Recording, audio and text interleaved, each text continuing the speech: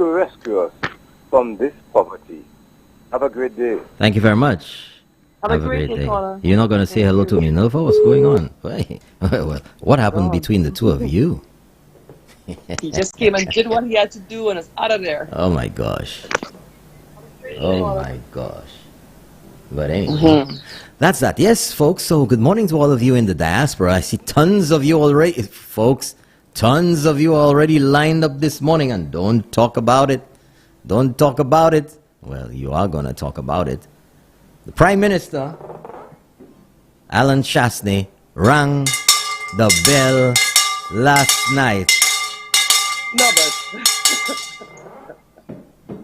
Prime Minister right. Alan Chastanet didn't ring any bell. Well, you know, the bell is a Labour Party thing. Well, you know what? It's ringing in their heads right now. And they're all discombobulated, judging by the after 10, 11 o'clock so-called response by the loo. And I'm not talking about a toilet. By the loo. You know... Did you manage to stay up to listen to the address by the Prime Minister wannabe? No. No. I mean, you know, this morning, I mean, who's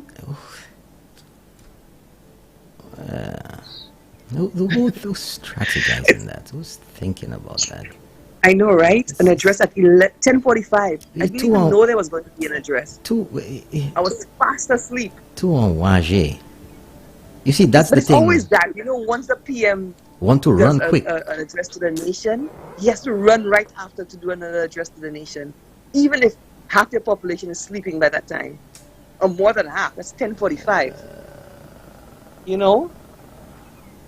I don't know. I don't know. Well, you never know. I don't know. I missed it last night, but I skimmed through it this morning. I did as well. And yeah, it was just the usual things we've heard for the last 4 years, for the last 5 years, Norbert. Complaints about the fuel tax, VAT was not eliminated, just the usual stuff. And I thought he'd have used that opportunity to put forward his plan, his program, at least at a higher level if he broke it down later. What he said. And it was just a lot of empty words, The fourth industrialization, the youth economy, just emptiness. Again, just, you know, it's almost like the empty pans again. After 5 years of all of this, he says a little later on, well, it's only barely even 10 minutes, in the coming days and weeks ahead, we'll give you the plans. Really? But these guys have been in opposition for 5 years. They've been begging for elections, beating pans like, I don't want another word, beating pans all over the place.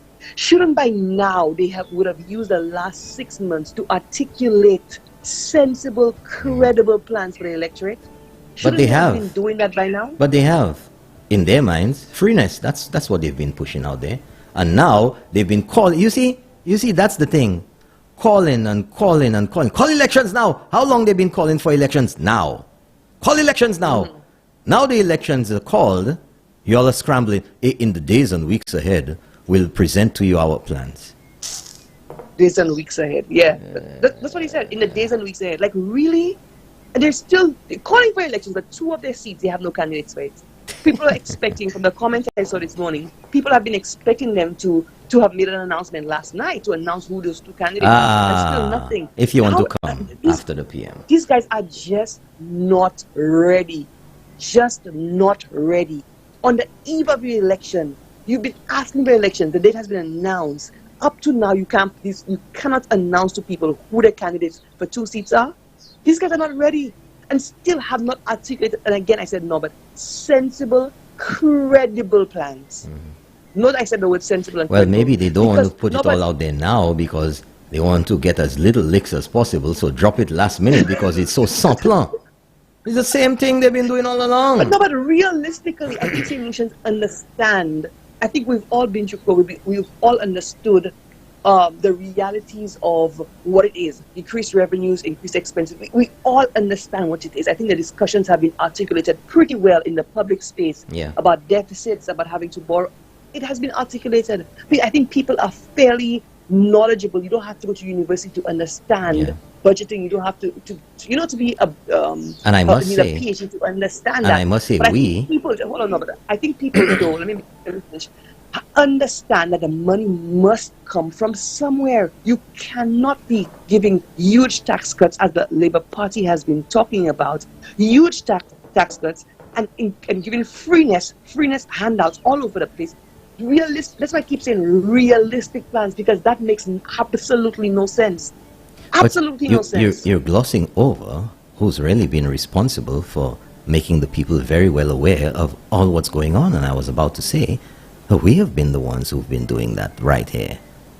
Yep. Norbert and Minerva Yeah. on Keeping It Real, and the crew at Sky FM. Where do the people of St. Lucia come to Absolutely. get the information, the facts, the credible Here. information? Yep. Right here Absolutely. on Sky FM. Right here. But you know, just before I got here, I got to a part where he was talking about our credit report, the one I put out last week live on my show, the Carrie Chris report. And then Right. he's talking about the state of the economy and our borrowing. And I'm like, again, totally oblivious and deliberately deceiving, Yeah.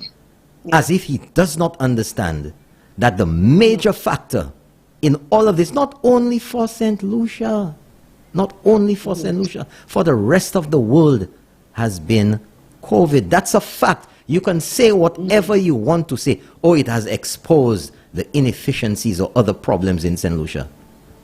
Well, nobody ever said St. Lucia was perfect, but we certainly were doing much better than what you all handed over to this government. That's the point. But you know, as usual, just like Ernest Hille, repeat. That's what you had. Listen to them. The same old nonsense from last year and the year before and the year before that they've repackaged and repackaged and Yeah. repackaged. Yeah. I mean, what Philip JPI is saying, they have heard it before. was the same nonsense that has been debunked repeatedly. Exactly. But of course, they have to stick to their talking points. Same nonsense they've been talking about for the last 5 years. Debunked. Makes no sense. But But they anyway, keep to repeat it. Just But like- even the Carrie Chris report was positive, it was strong. I mean, for Philip here to go and say, what does he say? The Carrie Chris report, I'm actually looking at it. yeah, It talked about a stable economic outlook. Yes. It talked about how we he won't say that. no, the stable outlook is premised on our expectation of strong construction activity and a partial recovery in tourism in 2021. What's the word that starts with S there? In what? Strong. Strong. And what do you say about the Stable. outlook? Mention a stable outlook on the ratings. The stable outlook is premised on our expectation of strong construction activity and a partial recovery in tourism in 2021, and that debt to GDP would not breach the current ratings categories limit. I mean, it's going to be reading the same document the rest of us are reading. To turn that around to be something negative, like, what is this guy thinking, Norbert?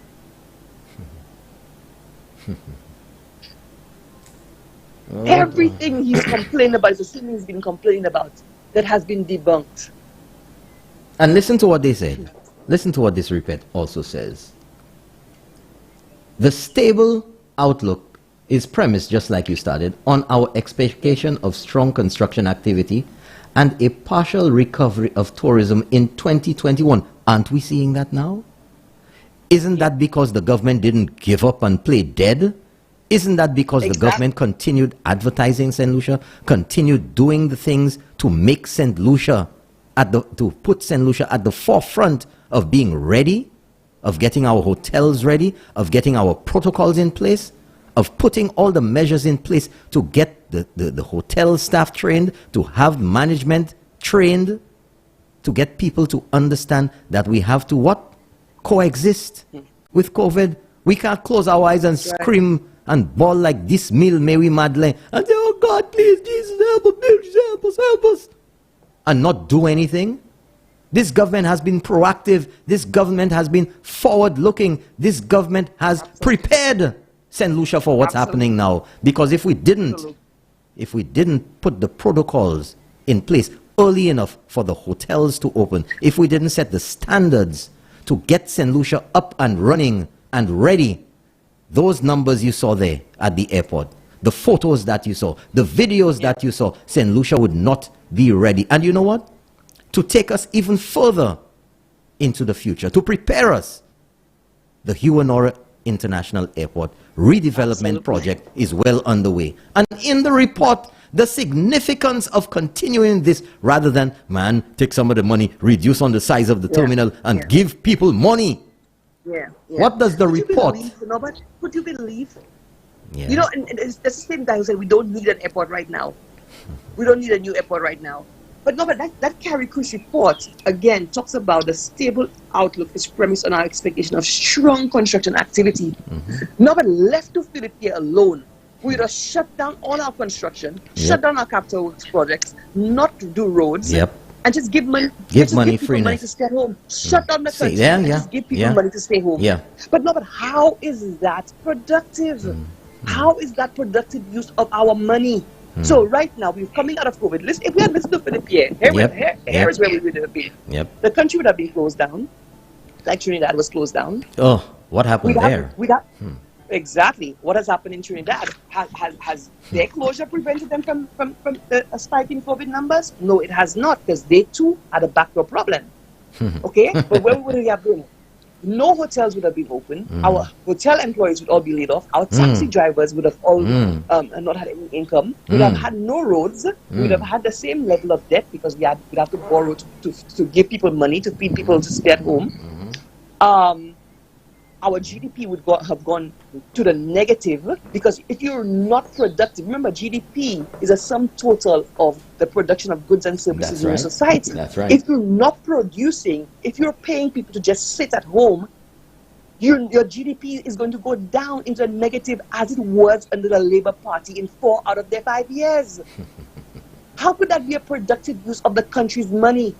But what has the Prime Minister done instead? To keep the country open, to tell us we owe it to ourselves to manage lives and livelihoods, right? To keep people employed, to keep the hotels running. They run running at full capacity, at regular levels. But we have seen tourism coming back. We have seen the pictures of the airports.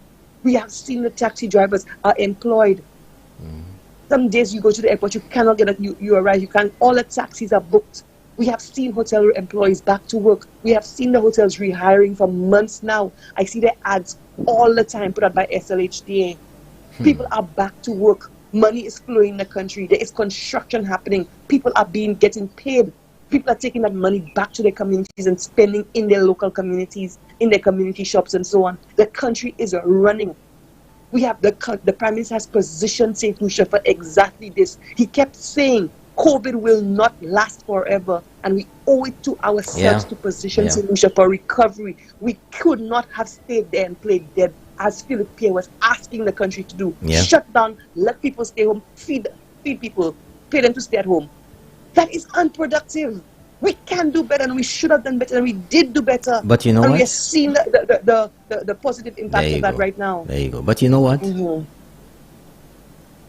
Prime Minister Alan Shastney, knowing very well the job that he and his cabinet of ministers were faced with, having to deal with, to rectify and to get St. Lucia on course but something happened. We could not borrow. And banks and other lending institutions said we had to get our financial house in order if we had to borrow. That is very clear. There's no big words, there's no Vellon Johnism in that. Simple English, right? There's no Vellon Johnism in that. Simple, non-technical terms. We had to get our financial house in order. Who is we? The St. Lucia Labour Party. And what does that mean? Your financial house was not in order because of malmanagement, because of bad fiscal policies, because of bad financial management. But what else? Absolutely. What else? The record unemployment is what this government inherited. Absolutely. The record decline in the economy of St. Lucia for successive years, abalate, below zero, is what this government inherited. VAT at 15% is what this United Workers' Party government inherited. Increased vehicle registration fees, killing a Maliwe. You want to talk about Maliwe? We have another call coming in. Good morning, you're on the air. Let's keep it real. Hello. Good morning, you're on the air. Let's keep it real. Good morning, Mr. Norbert Morning, sir. How are you? and beautiful Manova. Good morning. I welcome the date for the election. I'm so glad for that. But there's only one thing that I'm disappointed in, is that Christopher Hunt knew the day before the Prime Minister Who announced it. said so? Who said that? Who said He that? keeps saying that the Prime Minister is going to call election on the 26th. So, and lots of people said so. I And said that's so. what I too. was disappointed in. Caller, what's there You to be know how many disappointed dates in? they've also called? You know how many dates Christopher has been calling for election? Hello? I think I'm losing you there. Yeah, can you hear us now? Christopher Hunt probably called about 20 dates. I can hardly hear you. Anyway, you have a good day. Thank you very much, caller. Thank you. Thanks, caller. Caller, like I said before, because we heard elections would have been called in when? December, in November, in October. In November last year. We heard what? All May, kind of dates. all kind of dates. And I said before, and I'm sure those of you who pay close attention to the show can attest to the fact that I've said multiple times right here, that if a man goes to bed every night saying it's going to rain tomorrow, one morning when he wakes up, it's going to be raining. Does that mean he's a meteorologist? No, it doesn't. And lots of people gave dates, and lots of people said the 26th. People were speculating. So when it is the purview of the Prime Minister, and you have 1 week left, you have a chance in 5, between Monday and Friday. A 1 in 5 chance, 20% chance. So what? So he predicted the date. He guessed the date. So what? What does that do? What does that change? Nothing. The fact is we're still going to elections.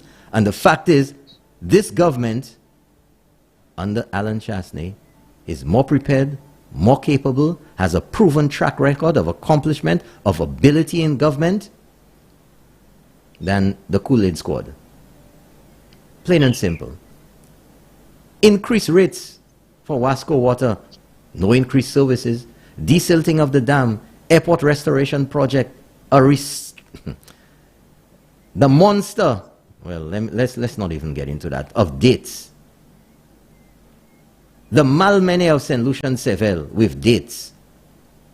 The OKEU Hospital, naming ceremony, what? Over $100,000? Where was the Maliwe there? Where was the consideration when you could not borrow, when you could not provide services to take $100,000 to go and have a tuna fish and finger food thing just to say you open? That's what you have to consider. This government came in what? And immediately within 6 months delivered on 5 to stay alive. Delivered. Not halfway. Delivered on 5 to stay alive. In fact, exceeded what they promised with what? Property taxes. What happened to those? Instead of 3 years, it went to 4, and now it's at 5 years. No property taxes. Wasn't that a help to the homeowners? You could do some repairs. You could do how many of them did repairs that spared their homes from that hurricane 3-4 days ago? Yep. Reduction in VAT and leading to, let's get the words right, it's eventual removal for a more equitable tax. What happened to the school subsidies on transportation and the school feeding program, which was chopped by the SLP? What about that? Yeah. I want to talk about our 5 for 5 plan. Yes. Because I think that, we've done that already, but we have Sure. people listen different days. So let's go into our 5-point plan, our 5 for 5 plan. Yeah. And I think it's important for us to explain that plan to St. Lucians. So these are the high-level policy statements for this government for the next 5 years. So the first one is introduce unemployment benefits. Yeah. So COVID showed us that we need to support the unemployed. So while our UWP government took immediate action with payments from NIC, NIC was not designed for that purpose. And we need something permanent so we are prepared for the future. the UWP strongly believes that we must support our people when the going is tough. So let's chat about that for a bit, Norbert.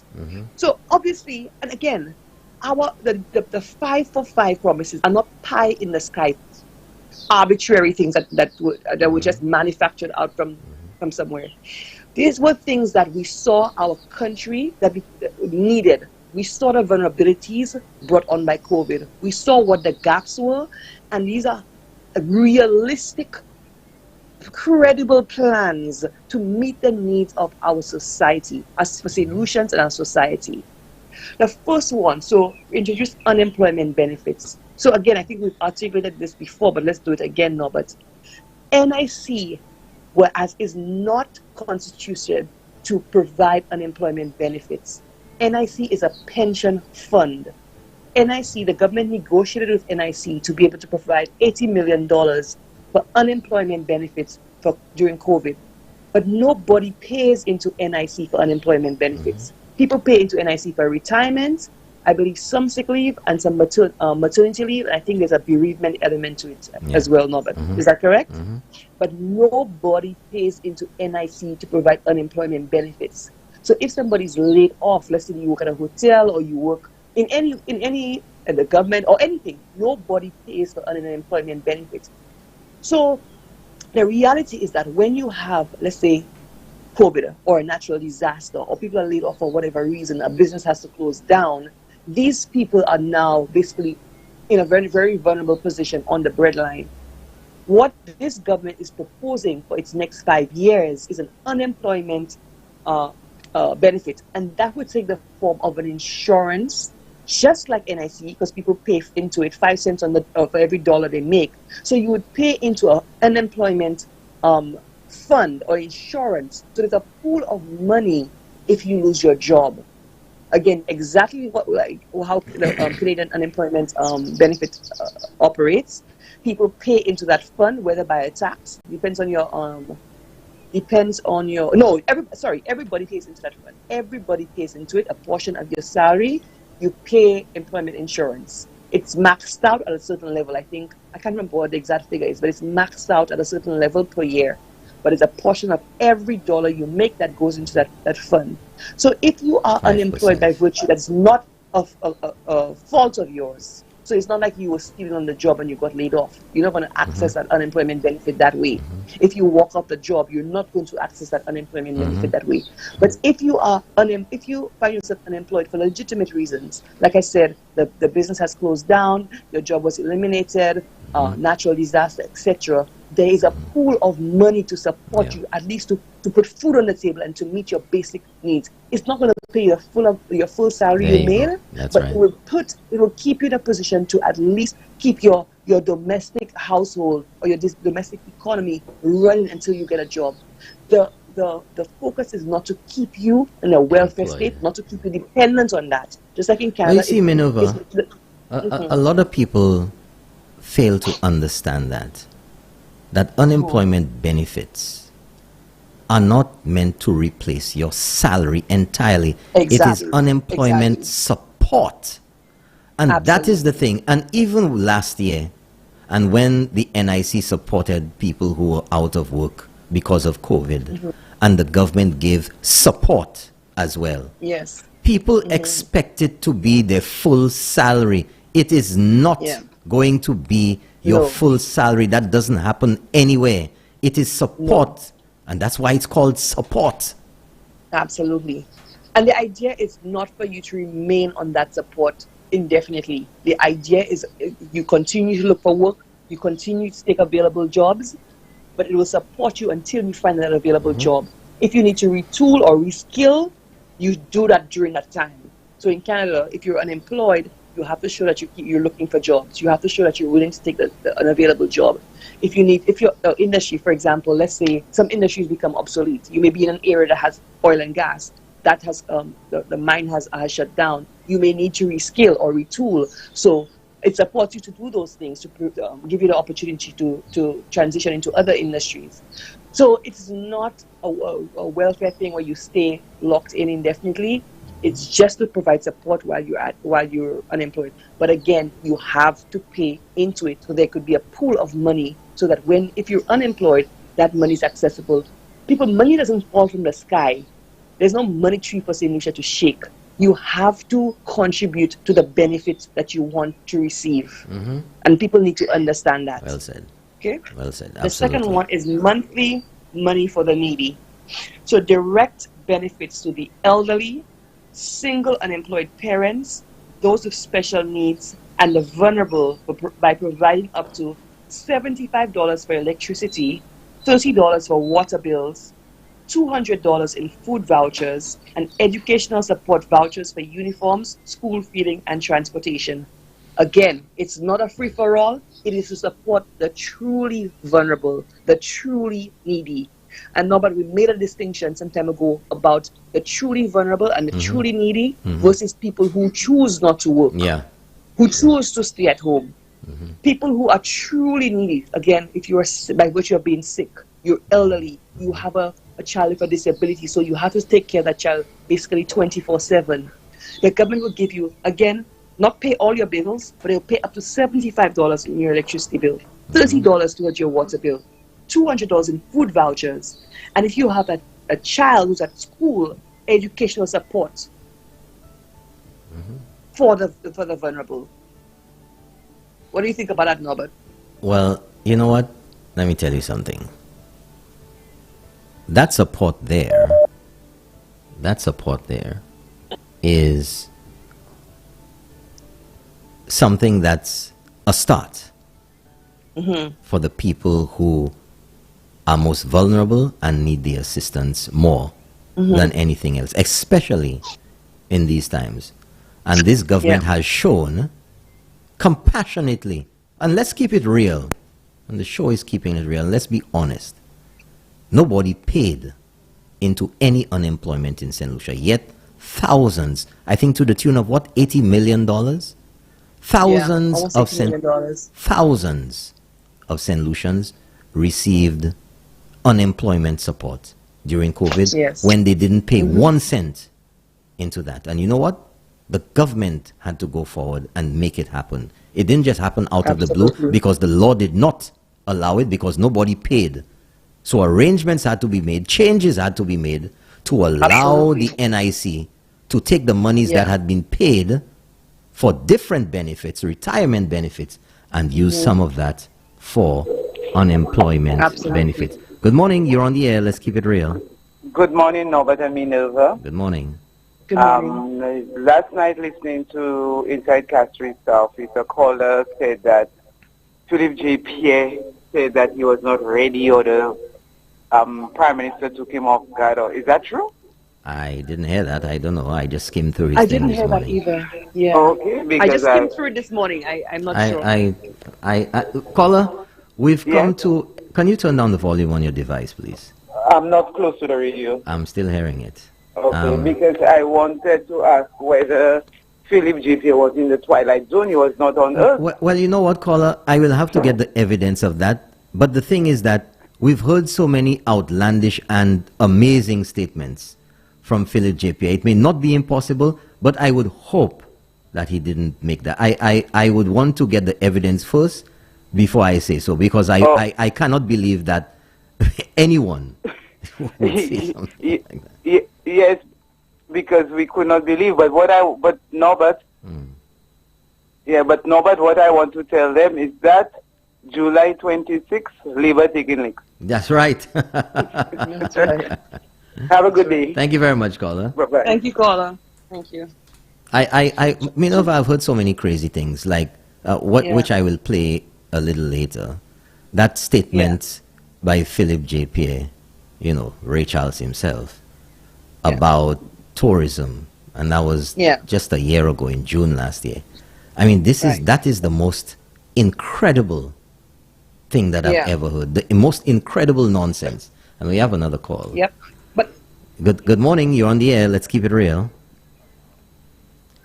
Good morning, you're on the air. Okay, you're not ready yet. Okay, go ahead, Minerva. We're going to take a break from the call, so I guess we'll go through that. I was saying, let's go back to the 5-point plan, because I think it's important that we articulate what this government's big policy platform is for the next 5 years.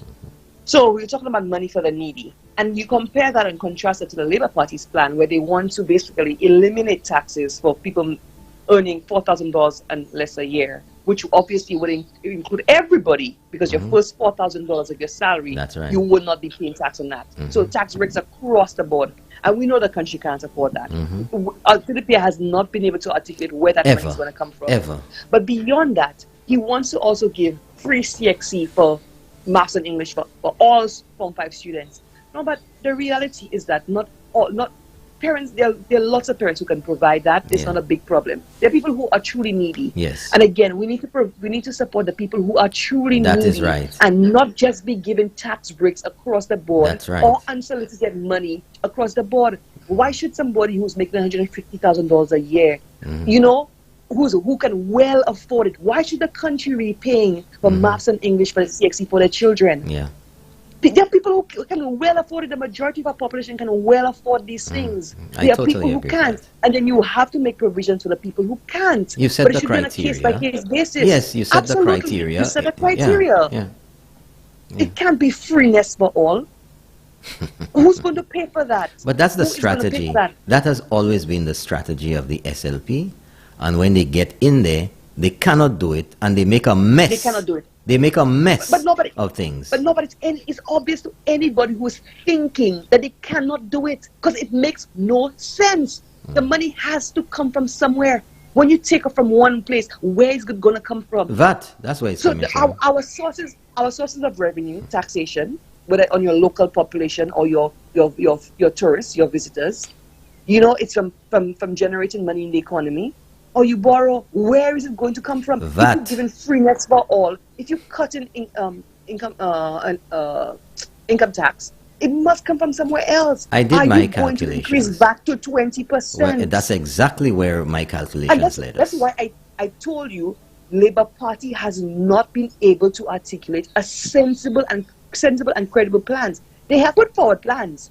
They have put forward their 5-point plans, but they do not make sense. And as anybody knows, but just as the country has to manage its budget, its revenues and expenditures, so to every single we cannot spend more money than we have unless you borrow. And if you're borrowing is fine if you do it for productive purposes, if you know how it is going to be repaid. But you wasted money, freeness across the board, tax cuts across the board. How does that make sense? And I've heard many people ask Philip Pierre, where is that money going to come from? His tax breaks and his expenses have not been costed. He has not been able to point to a single place where he expects to raise the revenue for all these tax cuts and freeness across the board. Makes absolutely no sense. But he knows where. He just doesn't want to say it because it'll sink him over the Sans Souci Bridge. VAT. That's the only thing, an increase in rates. Where else is the money going to come from? On a mango tree? I mean, where else kote kay sorti? Ini pou leve se tax la le moun, pou fè la han, si ou tiwe la han, si ou spend la han. Let me tell you something. If you take your money and you go to Friday night Grosile, or you go down wherever and eat pork with your partners, your friends, all of them, you have parties. You have to pay gas to drive around the island, go on the beach down there, Ale and Jean-Bet. Where's the money going to come from now for you to pay your electricity bill? Where's it going to come from for you to do any of the critical things or pay the critical bills that you need to?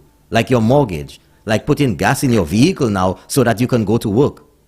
Well, if you took the money and spend it elsewhere, it has to come from somewhere. So you know what? You stop paying something. And lots of people do that. But when you take it to the point where you go overboard now, there's nowhere else to get it. And what happens? What happens? You have to take more drastic measures. And that is what St. Lucia saw in the last administration. There cannot be any plans. It's the same old khaki pants, the same Kool-Aid squad. All of a sudden now they've turned into brain boxes after bashing everything that this government has done successfully. Everything that this government has done, they have predicted doom and gloom. And you know what? At the end of it all, they had to run with their tail between their legs because what the Prime Minister said actually was what happened. What the country projected is exactly what happened. No, but there are 2,000 people on the national poverty list. And under the Labour Party, what they were given every month is $150. This government increased it to $215. Yeah. Again, still not enough, but the idea is not to keep people in a state of poverty all for all their lives. But you have to support the vulnerable parts of your population. So this is why this government is proposing these levels of support. Some for electricity bill, water bill, food vouchers, and educational supports. So again, not like Philippine where he's giving freeness for all. You get a car, and you get a car, and you get a car, and you get free land, and you get this, and you get that. Like Oprah Winfrey, just handing out freeness on her show. The Oprah Winfrey show. Yeah, that's what he's doing. You get this, and you get this. Freeness for all. Yeah. We know. We know. See, That people won't we work. know. That This is won't work. that makes absolutely no sense. Do not be fooled by that. You have to protect your vulnerable, which is what this government is proposing to do. So unemployment benefits, support for the needy population. The third thing they're doing is save parents money on school books. So we will provide tablets for every secondary school student and pay for the electronic textbooks next school term, saving parents an average of $1,000 per child. So students will not be getting blank laptops with no content on them. They will be getting tablets with their school material already loaded on those devices. So you will be saving parents the money of having to go out and buy textbooks. So again, fantastic. COVID has showed us that the way the world is moving to online learning, that we need to keep pace. We need to keep up, and it's not just about giving students devices, it's giving them online curriculum and content on their devices. That's right. Absolutely, which is what this government is going to do. Well, they have started already. They've given us thousands of ebooks so far and devices, and they will continue to do that. Here's the big one. Number 4. Number 4, reduce VAT again. So in 2016, we promised to reduce VAT. We delivered on that promise. Now, to put a little more ching-ching in your pocket and help reduce your bills, we will do it again. This time we'll take VAT down to 10%. So now, but this government has proven, it has shown that they have been able to reduce VAT without creating a significant shortfall in revenue, because within 6 months of reducing VAT to the onerous and burdensome 15% the Labour Party imposed on the backs of St. Lucians, we were able to take it down to 12.5%. And within 6 months, the government was able to meet the shortfall in that revenue. How did it do it? By expanding the economy, by increasing economic activity in the country. So then they were able to meet that shortfall in revenue. Well, you see, Minerva, so, with reducing VAT, and the SLP wants to make it seem like just reducing everything is going to make everything hunky-dory. yeah. Reducing VAT did not happen on its own to make things better. It's in concert with the confidence in the government's policies by the international agencies, lending Absolutely. institutions, which allowed St. Lucia to borrow against that confidence. And that confidence was not just confidence in words or the government projected. The confidence that they had in St. Lucia was as a result of what the numbers shown based on the policies and the measures that this government took. Tourism did not increase out of the blue. Absolutely. Unemployment did not decrease out of the blue. And all Absolutely. the other positive numbers for St. Lucia did not just happen out of the blue. It's because Absolutely. of prudent measures put in place Absolutely. by this government. Absolutely. And that is the Specific differentiation. actions. That's Yep. the point. The economy did significantly better than the previous Absolutely. administration. That's a fact. Yes. That is a fact. That's a fact. How did it That's a happen? fact. Was it a mistake? Did it just fall from the sky? Nope. So when you have to look at the credibility, the past, and I always talk about that, look at the past performance of this administration since 2016. That's the term of government. That's your report card. The 5 years in government. What was the anomaly in all of this? What was the unusual numbers? And what was the cause? COVID. But it wasn't only for St. Absolutely. Lucia. So when you look at the performance before 2020, as the government came in, what we inherited, how we changed and fixed the mess Absolutely. that we received there. What happened? The numbers that needed to go up went up. and the numbers that needed to go down, unemployment, Absolutely. VAT rates. So now, but we saw 4 years of negative GDP under the Labour Party, which means GDP growth was below zero, like you said. Under this government, 4 out of the 5 years has been positive GDP growth. They are normally being, of course, 2020 because of COVID. But 4 out of the 5 years has been positive GDP growth because the country has been growing. The country has been expanding. The economy has been expanding. People are back to work. The unemployment rate has been significantly reduced. People are productive. When people are working and they're productive, the GDP goes up. When people are sitting at home, you don't do anything for GDP. When people are sitting at home and you're just feeding them, you're just giving them handouts, that does nothing for GDP. Again, your economy and your people, your society has to be productive. And the Labour Party needs to understand that. So now, but going back to the 5-point plan, so again, we talk about reduced VAT again, and the 5th one was medical care for all. So again, we've seen the vulnerabilities, we've seen the fact that healthcare has been a problem. No, but let's be realistic. Healthcare has always been a problem. From the time I remember myself as a child, healthcare has been an issue in St. Lucia. I remember the marching for Victoria, raising funds for Victoria. Oh, healthcare has always been an issue. And we still have a long way to go on healthcare. We have a very long way to go. But I keep saying, I dare say, healthcare has been the best it has ever been under this government. Yep. Is it perfect? No. Far from it. Far from it. But we have made significant advances in healthcare. No, but we have opened the OKEU hospital they could not do.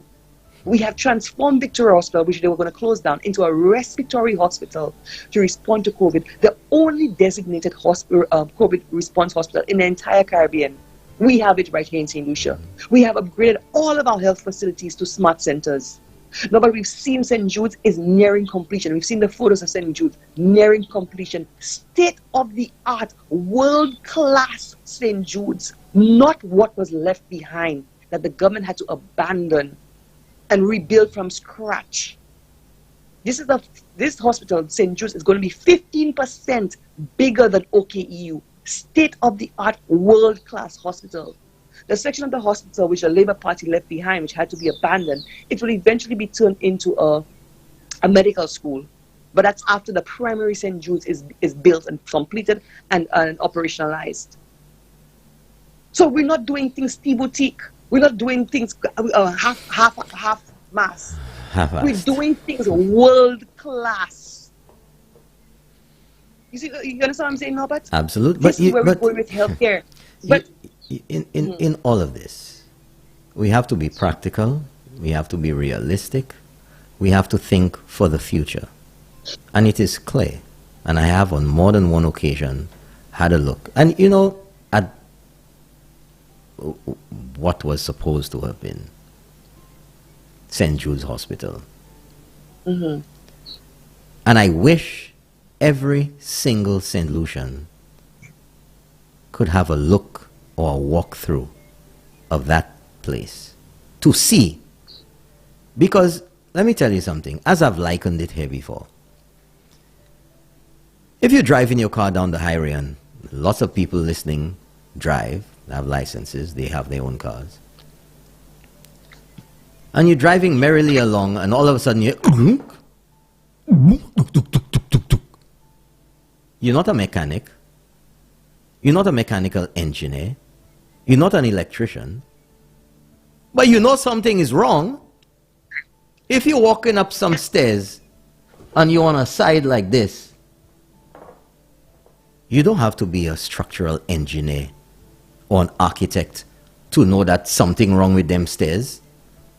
If you're walking up or through a hallway and the walls on either side are almost touching you, when you're supposed to be able to go through there with a stretcher or a gurney, with people carrying you through the hospital to get you to the emergency room or to the operating room.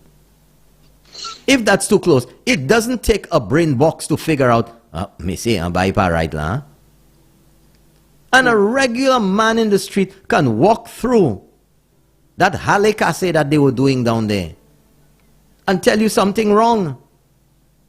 When you go into rooms that are supposed to have beds wheeled in, and in the middle of the room you have pillars, and you say, but how are you going to push those?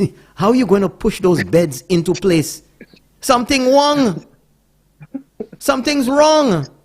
When you look at a corridor outside, where No, but it goes to show how the Labour Party does things. Pash, pash. As my father used to say, pash, pash. I haven't heard that in a while. Anyhow. Yeah.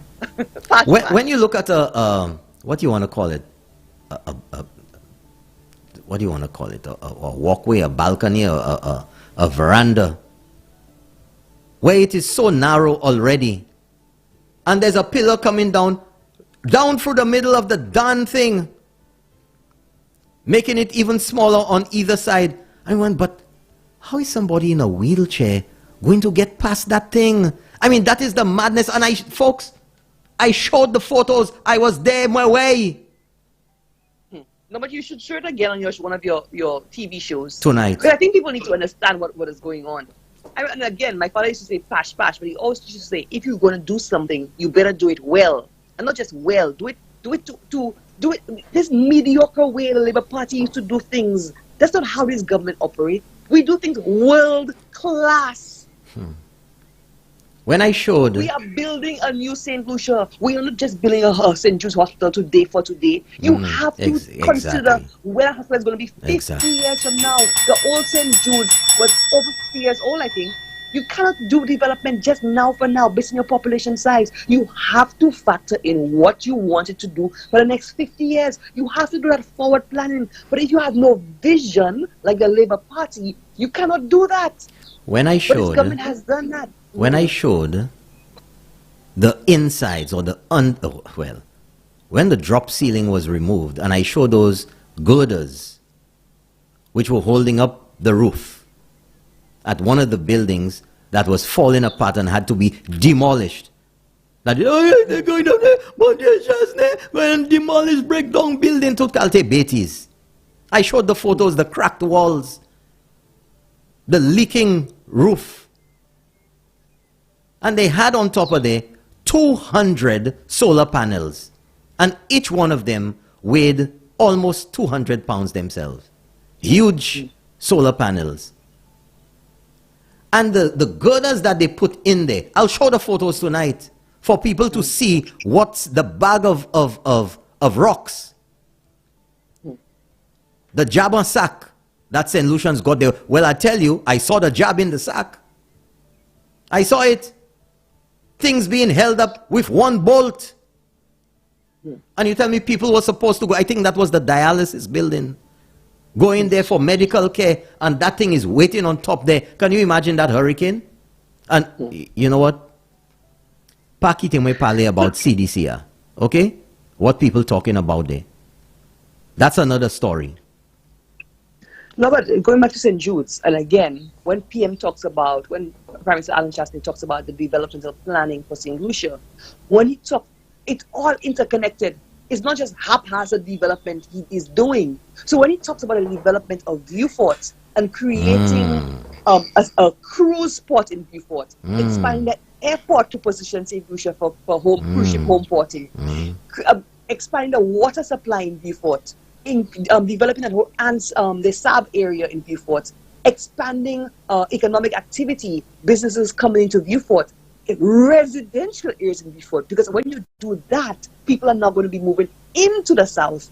And I've said it before, and I'll say it again now, but government after government after government have talked about Vieux-Fort as a new frontier, but none have done anything about it except this government. Yes. So when you are making a concerted effort to expand, to truly expand economic and residential and touristic activity in Vieux-Fort, you also have to ensure that your hospital is sufficient for what's coming. That's not right. just for now, but for the next 50 years. That's right. We're not going to be building another St. Jude for the next 50 years. So we have to make sure the capacity of St. Jude's can meet the population demand for the next 50 years. Right. Now, but if you're talking about home porting in Vieux-Fort for cruise ships, expansion of your airport, you have to I must. consider if there's a disaster, if you need to put people in the hospital in the south.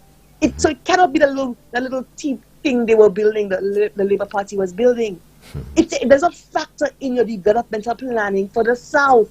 And I want people to understand that. That is the systematic and forward-thinking developmental planning that Alan Chastanet does. It's not haphazard. It's not just let's just build a hospital there. Let's any old way. Let's do that there, man. For now. Bash, bash. Give some fellas a job, man. Put that there, man. Yeah, exactly. So, but going back to the fifth point of the 545, we know, despite the infrastructure the government has put in for healthcare, all well and good. But a big part of that has been missing. A big part of it has been missing. Medical care for all. It's all well and good to have the beautiful facilities, but you have to provide people with medical care. So again, this is going to be an insurance, and I want people to understand you have to contribute to the services you use. This is going to be medical insurance. Just like in Canada, where everybody pays into the medical system so that when you fall sick, you can access certain services for free. This is going to be the same for St. Lucia. So people are going to be asked to contribute to that medical insurance. The more people who are in it, the lower the cost. That's right. As the OECS countries also join that medical, medical insurance, the premiums overall will go down. That's right. But the government is saying every St. Lucian should be able to access affordable, quality health care, no matter who they are.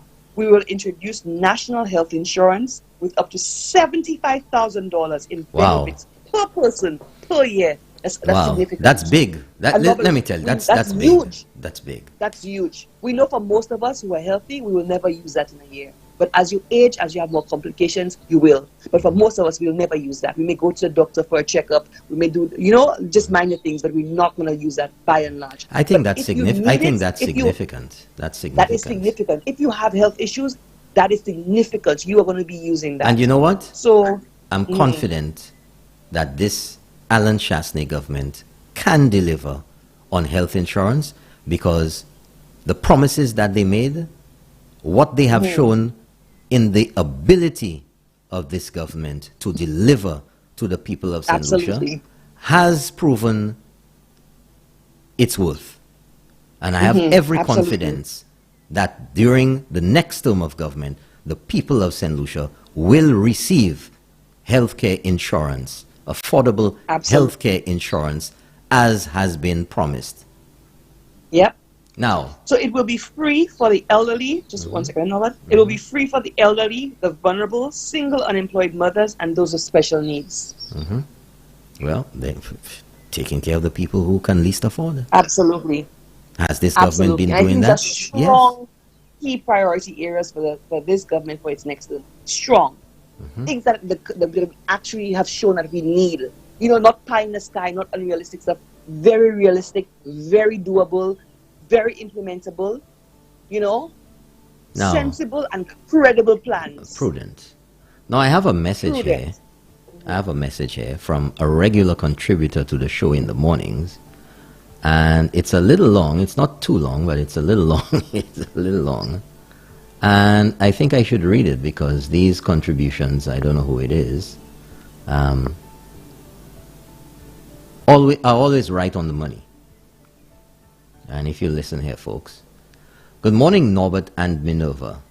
A man with no plan, only an empty pan. Philip Pierre's comments on tourism, its COVID recovery, and his admission of his lack of understanding of the tourism industry has to be the biggest faux pas and most incriminating admission to date. His obvious lack of knowledge, understanding, and experience in matters relating to tourism and the governance of our country have been made clear by his own admissions. But it was the contrasting of Philip Pierre's uninformed doom and gloom interview with a much more knowledgeable, informed, and positive Prime Minister Alan Chastanet on the same topic that exposed Mr. Pierre as an SLP embarrassment. So after over 20 years in Parliament, 15 in government, and also being a former Minister of Tourism, for Philip Pierre in 2020 to admit he never understood the impact of tourism on St. Lucia is revealing and shameful. If he has not understood our #1 industry, what then does he understand? Yet he fools himself believing he can lead. But why another damaging faux pas from Philip Pierre? Is it that he has quietly given up and as a way opts out instead to spill out any nonsense in reaction to his mounting frustrations? His wanting to opt out is not far-fetched considering the increasingly strange, illogical, and absurd statements he has been making over the past year. But surely Mr. Pierre should know his absurdities are hurting the SLP. So then, has he secretly decided to bring the SLP down from his realization that he is at the end of a disappointing and largely failed political journey? Is it the "if he fails, all man fall" hit-back strategy? His racial undertones and proud black man talk, seemingly directed at Prime Minister Alan Chastney, might just be a convenient jab at Dr. Kenny Anthony also. After all, Mr. Pierre is human and a party loyalist, but unfortunately, he continues to receive a rough party leadership ride, surrounded by self-serving frenemy party hawks. Well aware of their insincerity and distrust towards him, and well aware he was just pushed in as a leader of convenience to be squeezed out at the first opportunity, Philip Pierre is indeed in a sad predicament. Not even can I help you help him, as herein lies the other side of Philip Pierre's woes. Let me see if we have another. Let's see here, another message.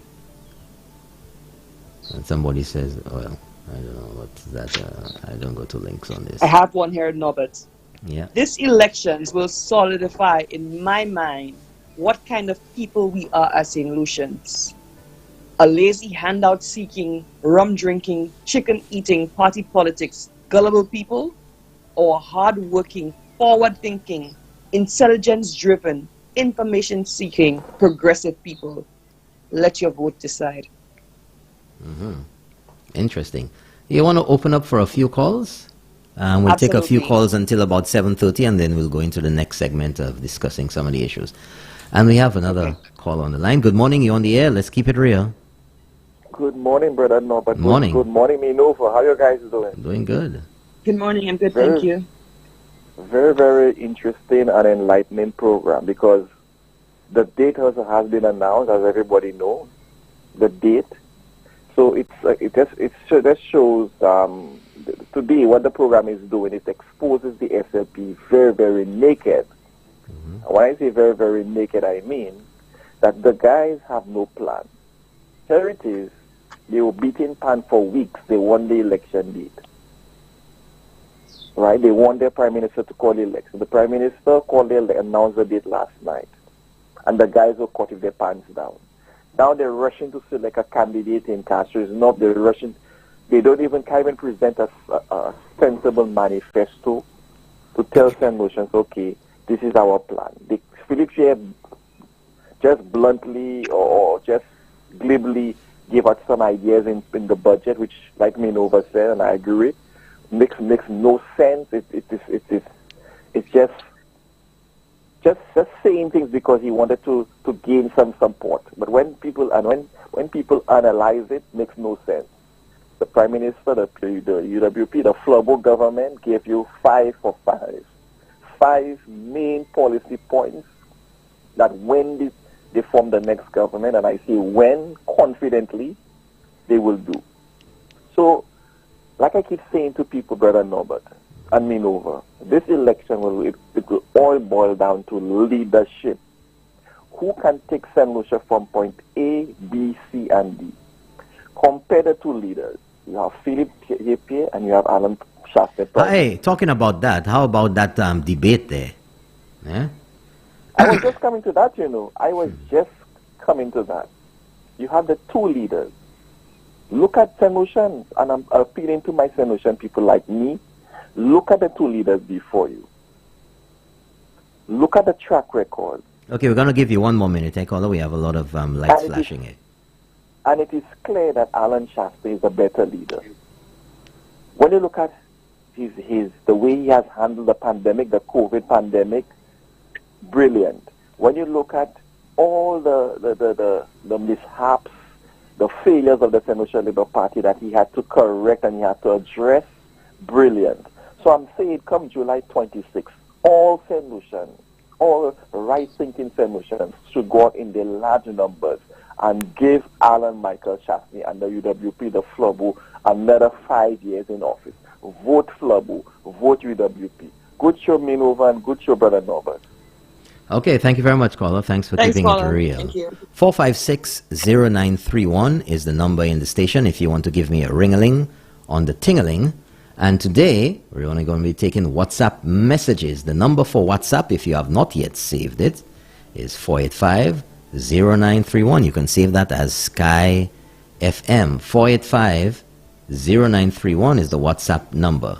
Good morning, beautiful people. SLP has a plan. I know of a pan. $5 can block a hole. I don't know. An everyday plan. Yeah. Good morning. You're on the air. Let's keep it real. Yes. Good morning, Mr. Norbert. Good morning. Good morning, Miss Ward. Morning. What I would like to see, the 5 that Mr. Chastney has to lead the country forward are great 5s. And this Labour Party is not seeing because they have no vision. And I'm so happy, especially there's an insurance for everybody. Because when you become an age where you have surpassed in the insurances don't accept you, at least if we pay something, we know we will be covered. So that's a very good idea. And I cannot see these Labour people thinking properly. If they are blind, they cannot see. All they do is to beat pants like they are mad cow disease. So I hope our St. Lucians open their eyes and see the development and look at the plans and see what Mr. Chastney has for us.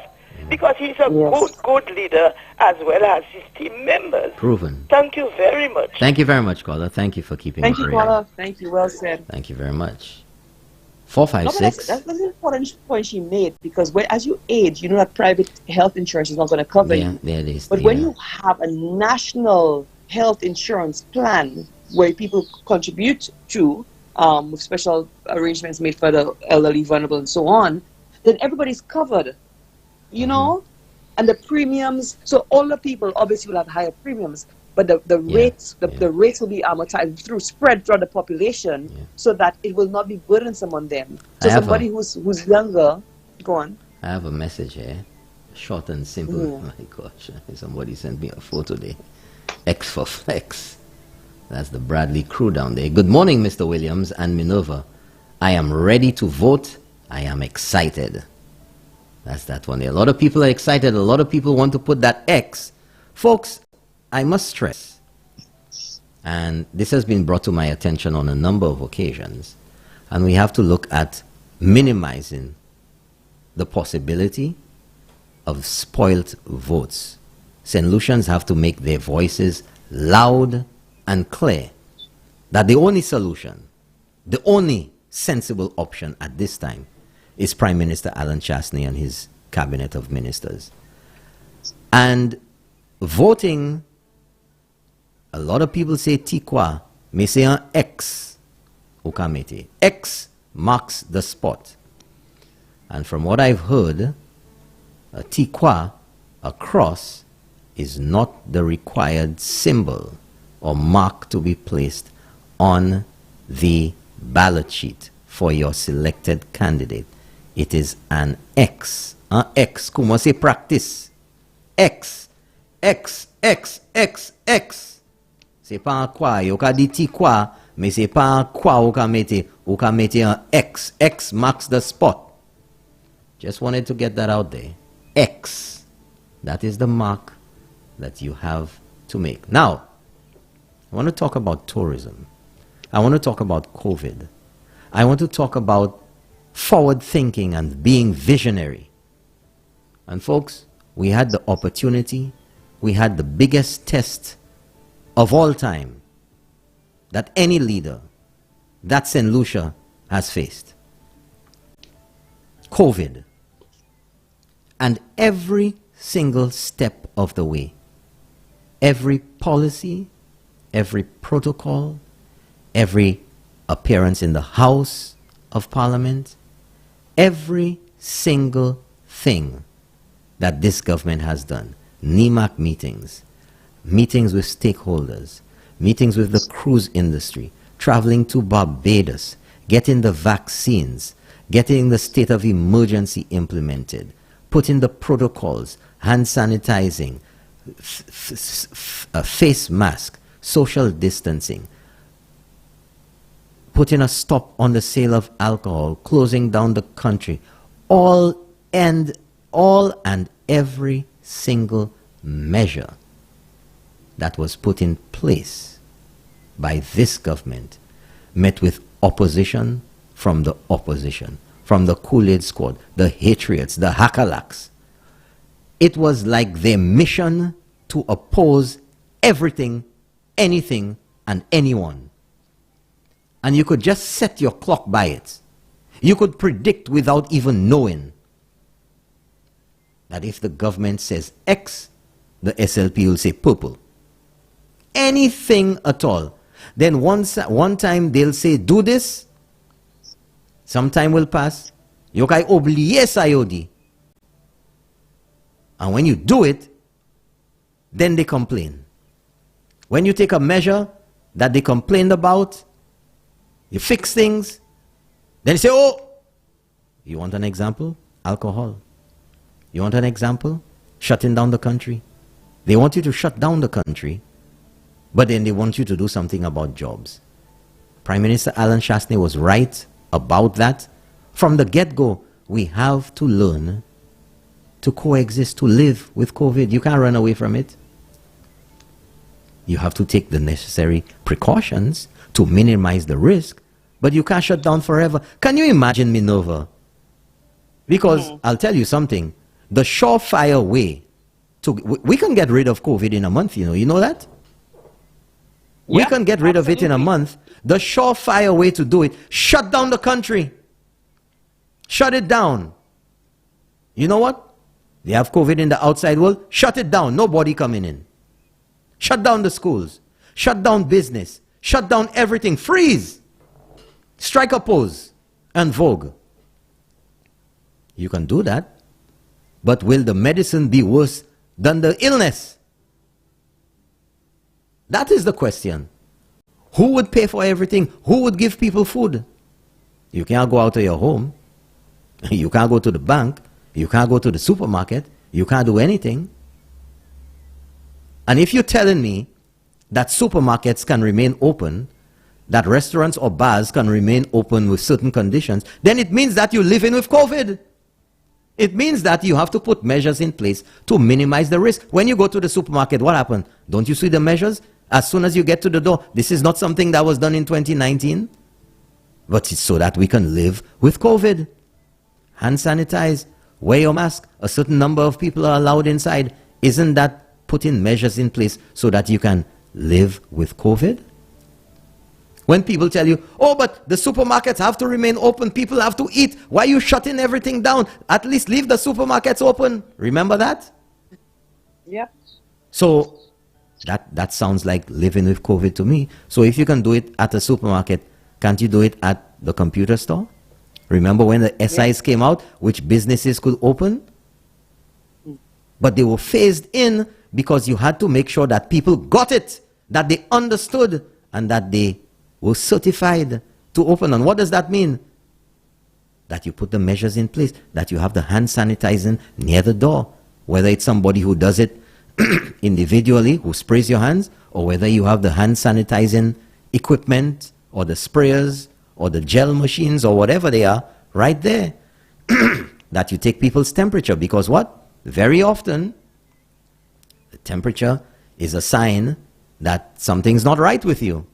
So if you can detect the temperature early, you say, hey, maybe you need to go get checked out because you have an abnormally high temperature. These were prudent measures that were put in place. Our COVID-19 Prevention and Control Act was copied almost word for word by a number of different islands. Does that sound like St. Lucia was not being proactive? Does that sound like St. Lucia was not putting the necessary measures in place to protect the people of St. Lucia? When we put in quarantine, what about that? Oh, noise about that. When other islands were charging their nationals who were returning, charging them in... You saw the photos of some other islands, what quarantine looked like. Absolutely. Mais Saint Lucie ka VAC ka ale hotel 3 meals a day, but they will right from inside there thinking as if it's supposed to be a 5-star Dan hotel. Their legs supposed to be up. They're supposed to get massage every day. St. Lucia was doing what it could within its Dan means. Absolutely. But some people will find their hell bent on finding anything. You know, it's like the people, you fix everything nice on the table, and they have to say, oh, that glass not properly, and they just have to push it a 1/4 inch. Now it's right. That's the mentality. All types of ridiculous nonsense. When you see what was going on elsewhere in the region, the conditions that other people had to deal with. And then what started happening? You went to those conditions, and then you still had to pay in those other islands. In St. Lucia, freeness. Absolutely. But that's what it is. It can't be freeness forever. Can't be freeness forever. Nope. But then now, St. Lucia decides, nobody says, hey, but look what this other island is charging. Why doesn't St. Lucia charge? Oh, no, they're not saying so. Because it's not going to be to their benefit to say that. But then now St. Lucia decides to start charging. Oh, all hell break loose. Everybody have an exception. Everybody wants you to exempt them. Everybody wants this. Everybody wants that. The mentality that has been inculcated into the brains of so many people by the Kool-Aid squad. Freeness for all. Free. Yep. Come for it. Get 3 meals a day. Who's paying for it? Did you pay for that before? Was there a special tax that came out from your salary? But then at the end of the day, the people need to get paid. Huh? Yeah. At the end of the day, who doesn't like freeness? But the money must come from somewhere. Where is it coming from? Where is it coming from? And then we have to be realistic about that. You know? No, but you have an interesting video, I think, of Philip Pierre talking about tourism, you know, and the airport. Do you have that video lined up? Say that again? I think you have an interesting video of Philip Pierre talking about tourism, and tourism is not going to come back after COVID and the airport. Do you have that clip with Philip Pierre? Because I have it here, but you'll just get the audio. If they don't have it, I will just put up the audio, because this is the most stark thing. This is the most crazy thing I have ever heard. And it shows clearly the disconnect with reality. The disconnect that Ray Charles has with running a country. The disconnect from being the prime minister. The farthest thing.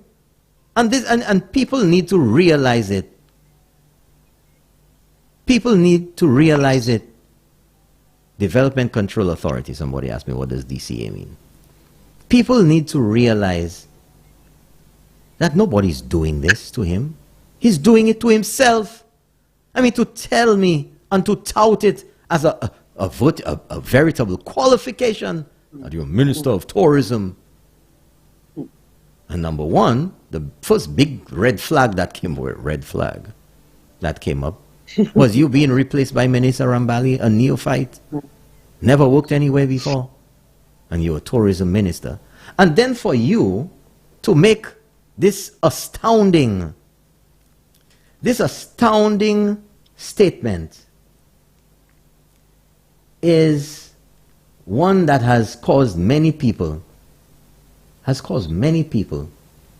to shake their head. And you will hear the contrast. You will hear the difference between doom and gloom, and you will hear the statesmanship. You will hear the positivity. You will hear the forward thinking. You will hear the sense and sensibility and practicality of Prime Minister Alan Shastney when he talks about tourism. You listen for yourself, folks. It's not my words, in the words of both men. And you decide who you want to run St. Lucia into the future, to run our tourism, to be at the helm of government, to be able to see, because of experience, because of exposure, because of sense, because of forward thinking, because of visionary thinking. You decide. First, we will hear Philip J. Pierre in his interview with Janeka Simon in June last year, and then Prime Minister Alan Shastney the year before. Tell me who inspires confidence. Tell me who inspires in you a confidence in a government, a confidence in his ability, and of course, knowing full well the record of both men, of both governments in this currently ended term of the United Workers' Party government under the leadership of Prime Minister Alan Shastney, and the disastrous term of 2011 to 2016 with Kenny, with his trustee Ray Charles deputy. You decide. If you haven't heard it, you decide. You listen to this. You tell me what inspires confidence in you, and I will say to you that the choice is clear who the next leader and government of St. Lucia has to be. Here we go, folks. Listen to this. Philip Pierre. The government is continuing as usual, as if nothing happened. St. Lucia, the government of St. Lucia is the only government I believe that tourism will get back to how it was pre-COVID. I think it's the only government in the world that believes that. There's no other government, I think, who believes that except the government of St. Lucia. So what do? We continue with business as usual. We continue to build an airport based on the fact that our airport would get its income from arrivals. So if he says we continue to build an airport, it sounds to me that he's suggesting that we should not continue to build that airport at that time. And he says the arrivals tax, or it gains its income from arrivals. But Philip J. Pierre is so myopic, he cannot see past his nose, his experience, his self-sabotaging of his own country in failing to see, in failing to analyze what has happened with tourism before, when other world events have caused there to be a downturn, how it has rebounded, what it has done for St. Lucia, why it continued to be the major industry in St. Lucia and in the region and in the world for many countries. Why? And especially with COVID, with people being locked in, under curfew, not being as free as they used to be, not being people, not being the animals that they are. Homo sapiens, we're animals. Not understanding, maybe, I would say, because of a serious lack of exposure, of not living anywhere else. Because if he lived somewhere else, if he traveled to other countries, temperate climates, if he went to the States and stayed there for any period of time, if he, I don't know, spoke to people who lived in countries, has relatives there, I think he has a very close relative of his who lives out of St. Lucia and who is exposed, to know very well what cabin fever is. No, but it goes back to this self-defeatist attitude of Philip Pierre and the Labour Party. Don't take much so you won't have responsibility. Keep it minimal. Yes, exactly.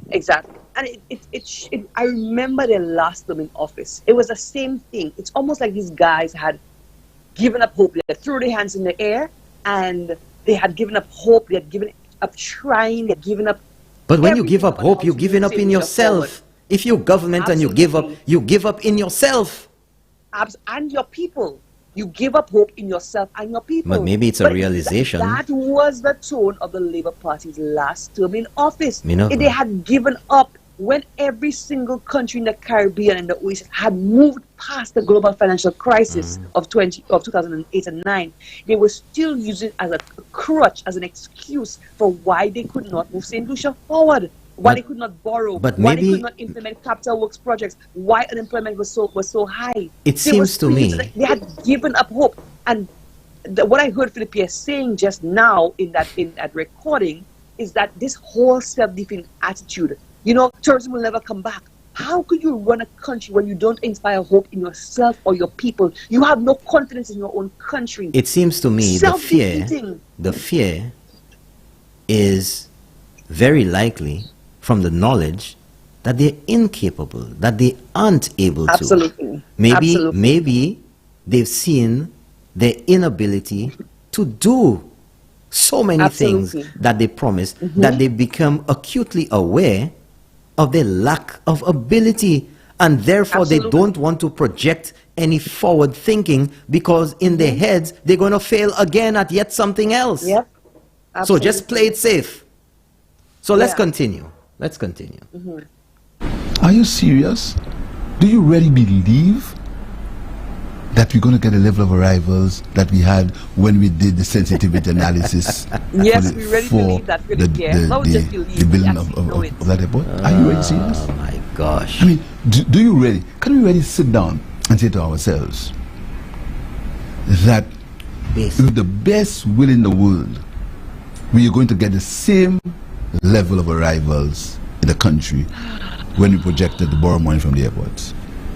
I was Minister of Tourism when we were dealing with... Now listen to the difference. Listen to the breadth of this, the depth of discussion. Yep. Listen to this. The financial crisis. Fastest recovering industry every single time, tourism. Tourism's gotten to the point where it's a lifestyle. It's not a luxury good anymore. All these people who are locked up in their homes for COVID, I mean, I speak to many, just can't wait to get out. But even solutions. Is it mathematically possible that there can be a global contraction in tourism, but that we can grow? The answer is yes. A strong US dollar works against us, because Americans now can go more affordably to other parts of the world, and persons who want to come to us outside of America, it's more expensive. So what have you been seeing in the last couple of weeks? The dollar's been sliding. Pound is back up to $1.30. We know that the pound can get past 150. That's a huge benefit to us, not only from a tourism but also from real estate perspective. Canadians, and then even for Americans, as the dollar gets weaker, it gets more expensive for them to go to other countries, and now because we're pegged to them, we become more affordable. Is that a phenomenon we believe that's going to continue? I think so. I mean, with US elections coming in, the uncertainty with what's happening in the oil market, and all the other levels of uncertainties, and given the amount of debt that we are seeing that the US is accumulating, and the gridlock on a political basis, all those things, I think, for the most part, I could never predict 100%, but I think that the US dollar, it looks like it's going to continue to decline, and other currencies are going to strengthen, and certainly the US still has not come out of COVID, whereas some of these other countries now are starting to recover a bit better. So I believe that tourism can do well. We just have to be very smart, like we've been in the past, as to what our strategy is going to be in terms of that recovery. I want to confess something to you, Jandika. I never understood the impact of tourism in St. Lucia. Listen to this again. I want to confess something to you, Jandika. I never understood the impact of tourism in St. Lucia. Wow, that's crazy. That's the man who wants to be at the helm of this country? No, but contrast the difference in thinking, of depth of analysis, of Where are you taking St. Lucia, the vision? One says, we cannot do it. And justifying your We will never do position. it. Give me a Justifying. second. One says, we cannot do it and we will never do it. We are unable to do it. Another one says, we can do it and we will do it and we are able to do it. And St. Lucia will move forward to do this. And he's given all the reasons why. The difference in positions of a leader who has no plans, who has no vision, versus one who says, as a St. Lucia, we can, we will. But in the doom and gloom of Philip J. Pierre, he doesn't give any, because listen to me, there can be a negative prognosis, but you have to justify it. What is supporting your statement that tourism is not going to recover, that it's doom and gloom, that we can't move in that direction? What do you use to support? What do you, even if you may be wrong, but you're saying, well, this is what I have used to analyze this situation, and I believe it will not happen because of X. Not just saying, tourism is not going to recover pre-2019. Why? What do you use to support that? As Minister of Tourism, as an ex-Minister of Tourism, he should know that tourism is one of the most resilient industries in the world. He should have seen after 2001 the terrorist attacks, yes, in which New York, badly hit the tourism industry, right? Yeah. He should have seen how quickly tourism recovered. He should have seen after the global financial crisis how quickly tourism recovered. Tourism is a resilient industry. People have an innate need to travel.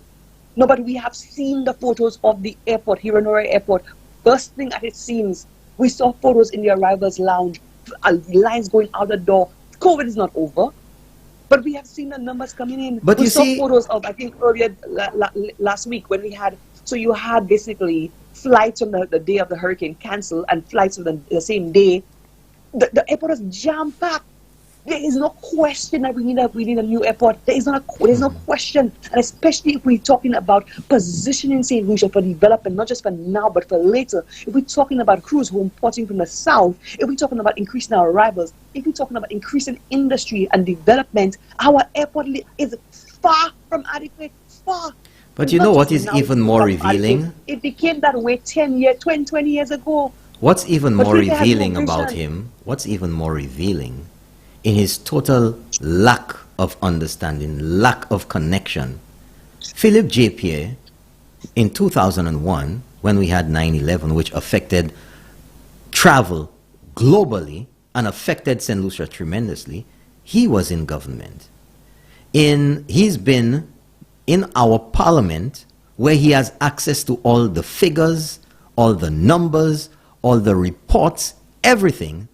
He's been in there for 25 years, and he would have had first-hand connection and ability to observe what happened after each major global event. It was there in his face, and you know what? His own statement in the House. He's never lived anywhere else. He has a St. Lucian passport. He's a black man in St. Lucia. So he, more than anyone else, based on his own words, should have been more intimately or more closely connected to what's happening in St. Lucia, because he was here, he never gone nowhere. But he's making these statements like he's totally disconnected, and as a parliamentary rep, as a deputy prime minister, as a St. Lucian who never lived anywhere, he's completely out of touch with reality, and he's not in touch with what's been happening in the world. Where's the figures for tourism?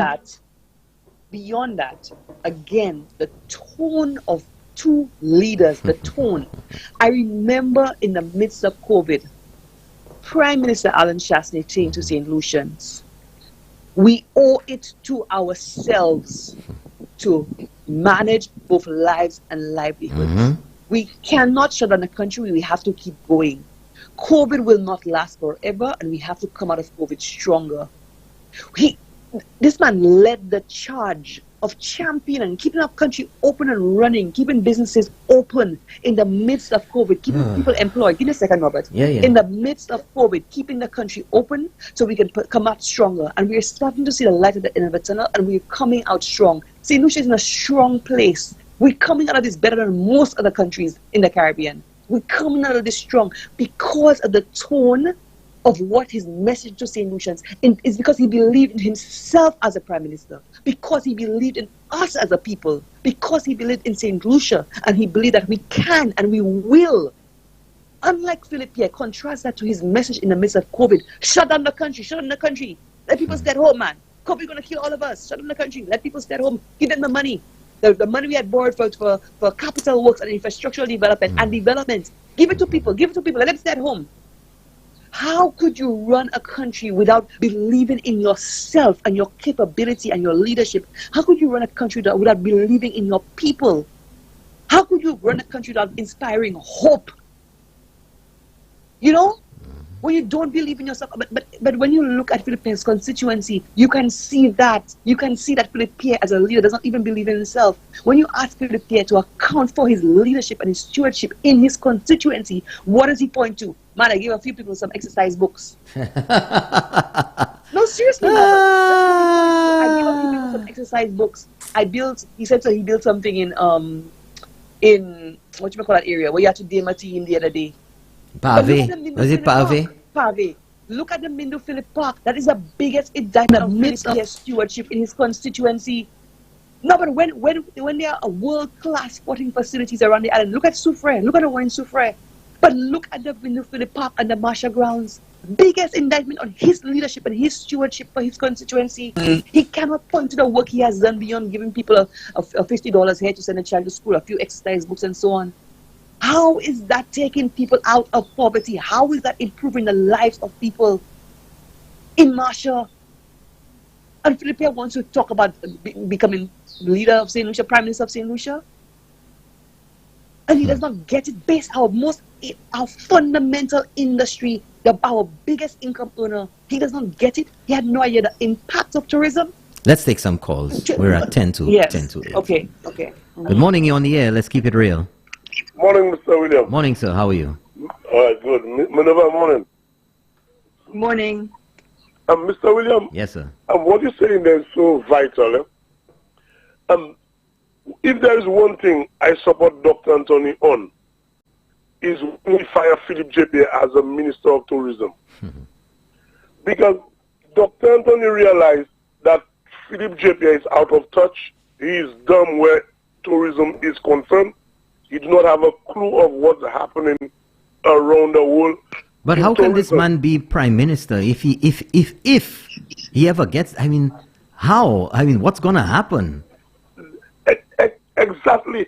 So if your boss can fire you, okay, as a seasoned politician, one who's supposed to have experience, and he can fire you for a novice who never worked nowhere, okay, in that vital tourism ministry. And right now, you so feel out of touch. You have not learned anything from that.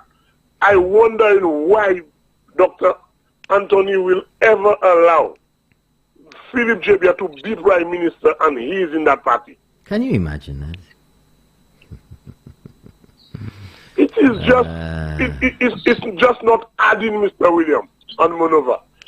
Because this man has not moved from point A to point B to say, okay, I have made some strides, so I am ready.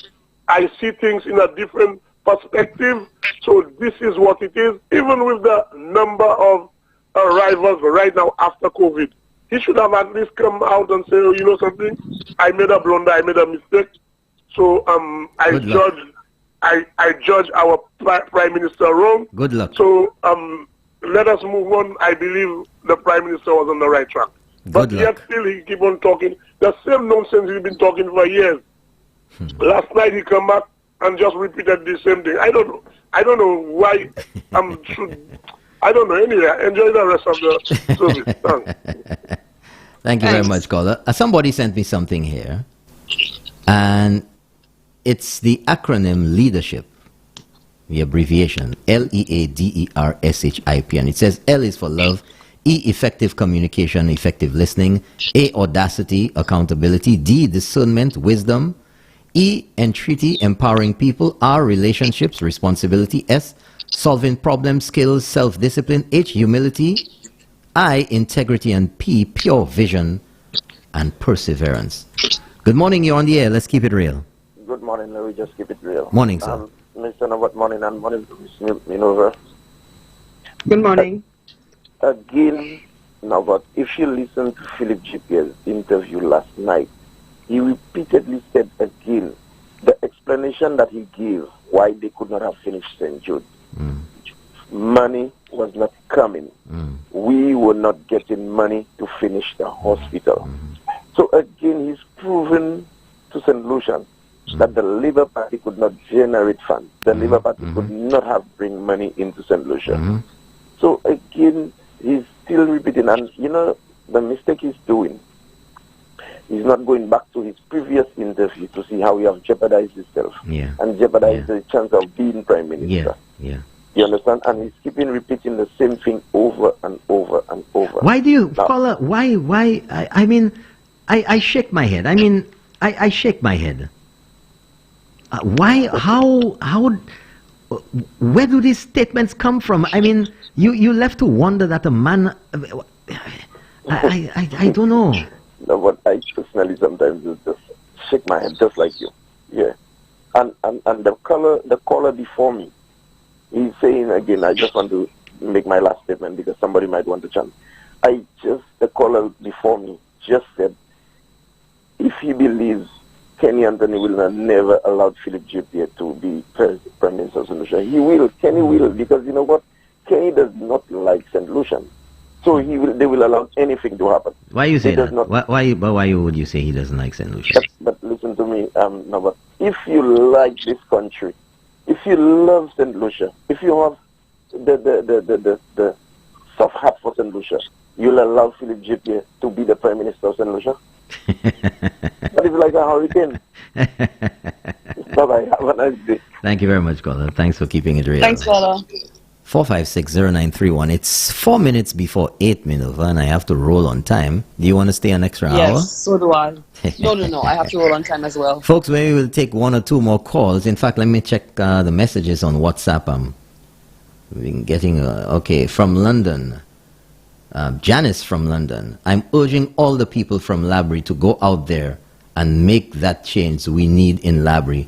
Vote for Francisco J. Pierre, and they will see the difference. Jean-Pierre. Another message here. Good morning, Mr. Norbert.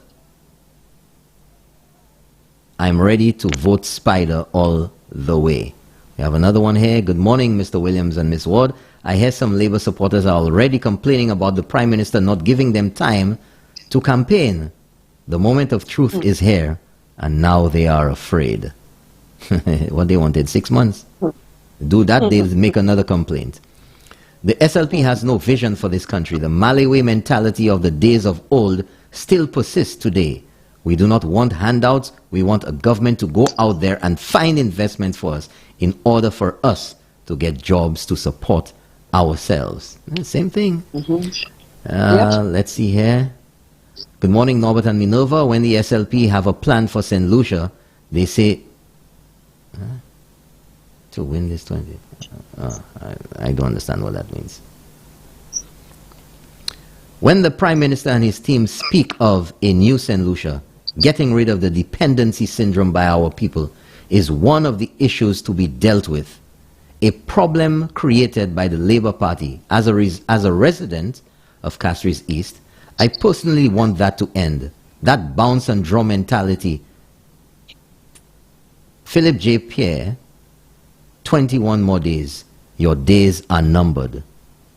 Another message here. My household is ready. My constituency of Castries Southeast is ready. Mamai Flabo Nutut Pawe, July 26. Labour taking licks. You like that one? I know that. Yep. Okay, let's see here. Good morning. As our great leader has set the date, it has only brought the inevitable. The SLP is panicking because they know they will lose. They continue to drive themselves mad like a snake eating its tail. And let's see here. Let me go 2 more. Good morning, Norbert. Someone get a pension without paying can someone get a pension without paying taxes? Nope. You ever heard of that, Minerva? You must pay something. No, I never heard of that. Absolutely. Good morning. I am so flabbergasted. Tell me, which government made the pitons? Huh?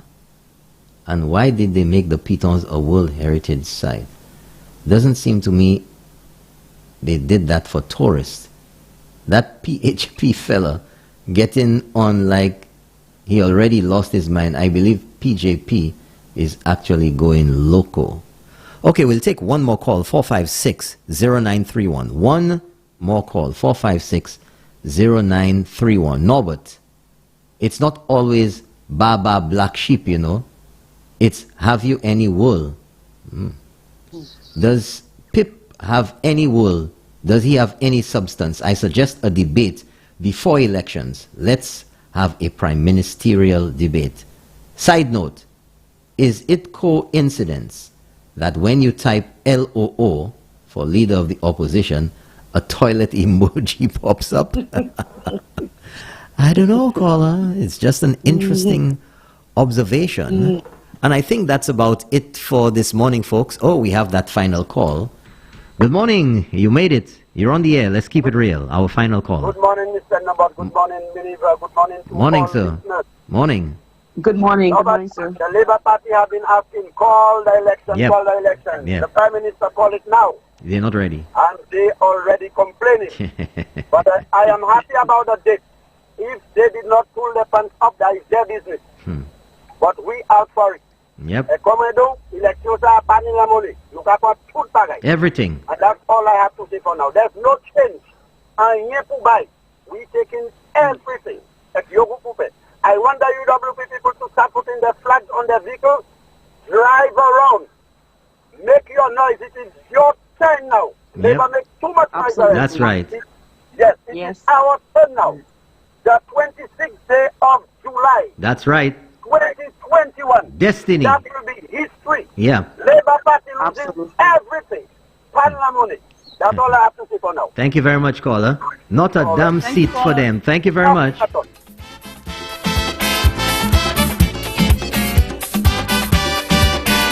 Well, we have another call close on the hill, so let's take that one. We'll make that the last call. Good morning, you're on the air. Let's keep it real. Hello, Mr. Nobot. Yes, good morning, you're on the air. Good Make morning, it quick. my girl. Good morning, Miss Minova. Good morning. Yes, okay. I ready. You ready? We are not Labour, we are Lahore. We are Lahore. Yes. We are not Labour, we are Lahore. Okay. Thank you very much, caller. Ready. Thank you. Ready. Mr. Dr. Secret, have a nice day, Dr. Secret. I heard you, Mr. Secret. Yeah. And have a nice day. And take care. We are ready. Thank you very much, caller. Have a great day. Thank you, caller. Chamber say, not a damn seat for them. Not a single seat on election day. Not a damn seat for them. How they lose, they can't understand. Not a damn seat for them. They call in Chambers a Obia man. Not a damn seat. I'm calling everything. Take everything. We taking all. Take all. Too much nonsense in this country. We have seen people who have been hell-bent on destroying St. Lucia, on destroying our image around the world, of destroying every progressive move that this government has made for the people. Wipe them out, folks. Wipe them out with a mop. Eka chota well, eka cho had kisawe sweep them out. They need to go. They need to be taught a serious lesson. St. Lucia needs to move forward. We cannot build a new St. Lucia by keeping the same old ballast, by keeping the same old bag of rocks. Roll them out.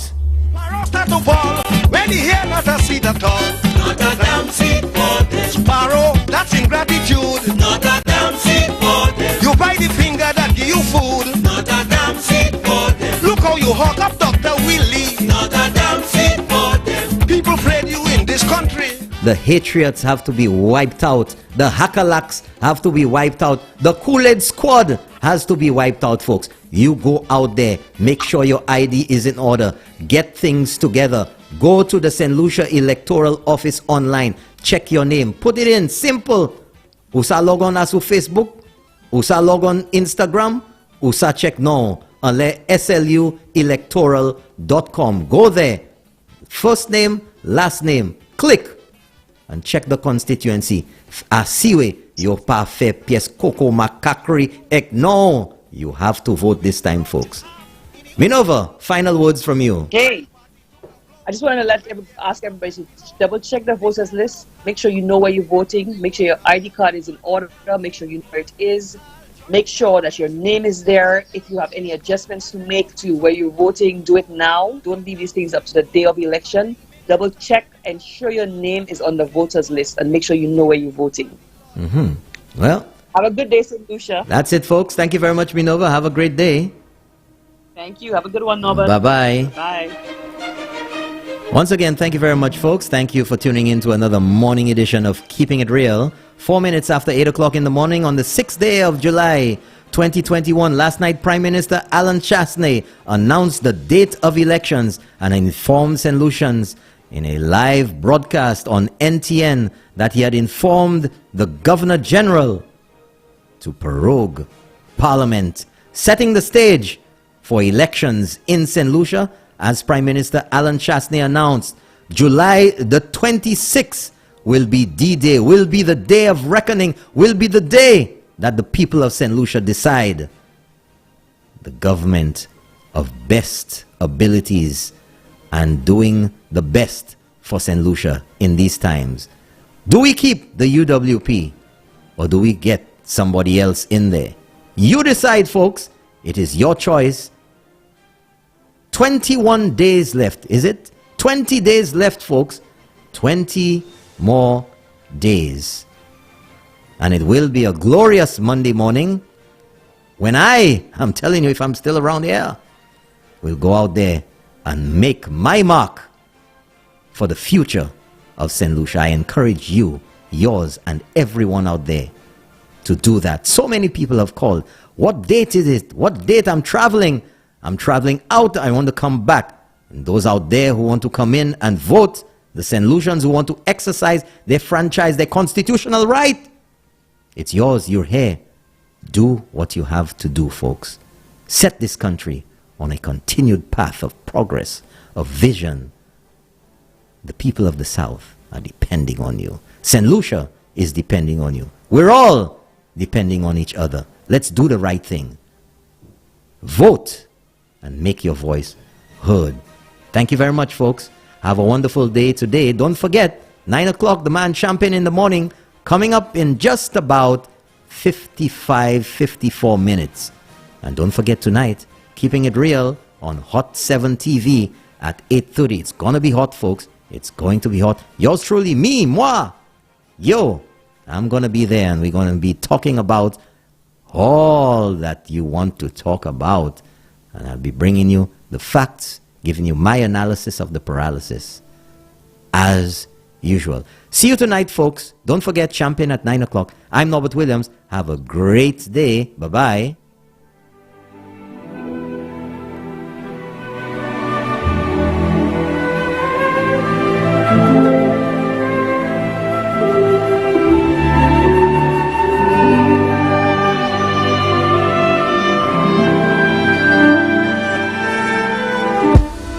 One report, Basias, Mikud, Chamweb, Wale, Mikud Village. We going and vote over there. Hola, Mikud North, you ready? Mikud North, there we go, Mikud North. What we say? Who we voting for? We voting anti-girl for sure. Who we voting for? We voting anti-girl for sure. Mikud North, who we voting for? We voting anti-girl for sure. Who we voting for? We voting anti-girl for sure. She give us roads with extension, that's a woman with a vision. New fields, parks and playgrounds, that's a woman with a vision. Preschool and community centers, that's a woman with a vision. Even gave us smart health centers. We voting at these elections. Who we voting for? We voting anti-girl for sure. Who we voting for? We voting anti-girl for sure. Me could not. Who we voting for? We voting anti-girl for sure. Who we voting for? We voting anti-girl for sure. You could say you're for me and me could not. You could say you're for me and me could not. Pousa nou ka bayo ti kwa? Nou ka bayo ti kwa? Gel ka bayo ti kwa? We voting for? We voting anti-girl for sure. Who we voting for? We voting anti-girl for sure. Me could not. Who we voting for? We voting anti-girl for sure. Who we voting for? We voting anti-girl for sure. She give us roads with extension, that's a woman with a vision. New fields, parks and playgrounds, that's a woman with a vision. Preschool and community centers, that's a woman with a vision. Even gave us smart health centers. We voting at these elections. Who we voting for? We voting anti-girl for sure.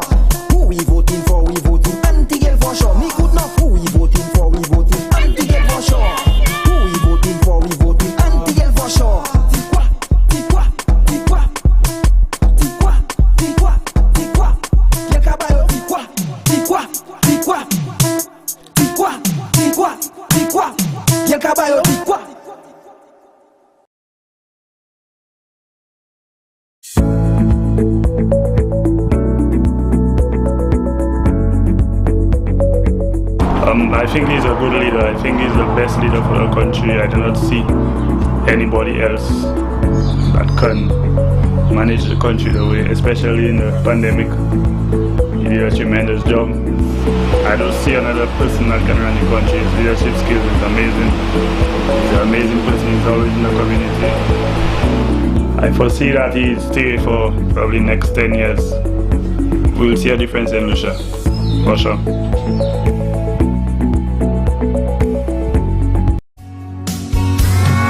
Gave us all hope simply by just walking in. The moment you entered, we should have surrendered right then. You had a vision for all in the community.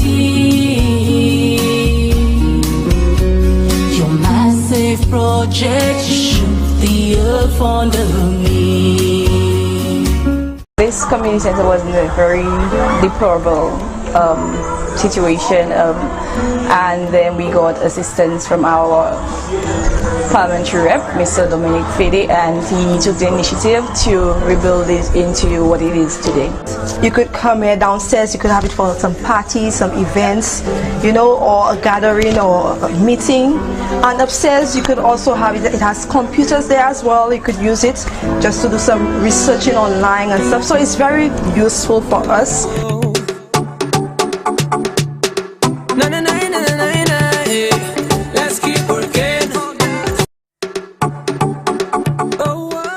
My rep, Dominic Fede, has fulfilled all his campaign promises. He said he will do the Blackstone and Cemetery Road, he did it. He said he will build the daycare center, he did it. The Jack Mill playing field, he did it. The road from Roseau to Vanna, he did it. Dominic Fede, let's keep working. 5 more years.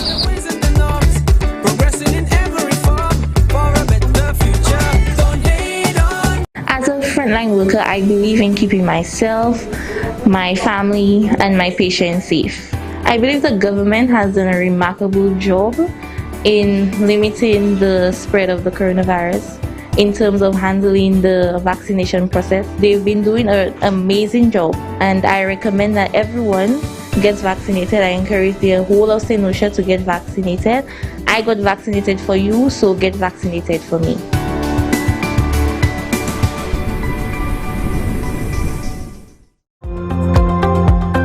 My name is Ganya Alabra and I'm from St. Jude's Highway View. I have never voted, but this time I will. Based on what the government has been doing in Viewport, I really like it. I have seen such great progress and development in Viewport. I like it and I really like the candidate. That is why I'm voting for Romangale Francis.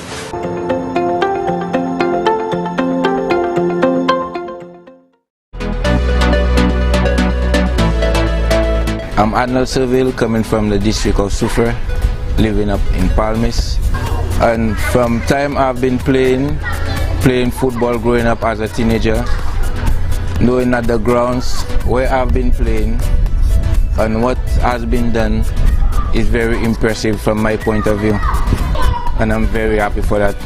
Now that the children could have something to do, find something more constructive to do instead of lying in different places and finding themselves in trouble. I think that my representative, Mr. Harold Stanislas, is doing a very good job in terms of giving the public what they need.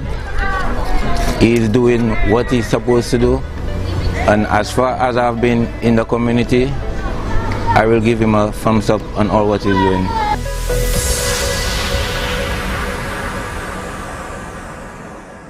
As you know, we're in the middle of a pandemic, and the vaccine has been rolled out in St. Lucia, and therefore we are in Soufrière today administering vaccines to hundreds of persons in the constituency.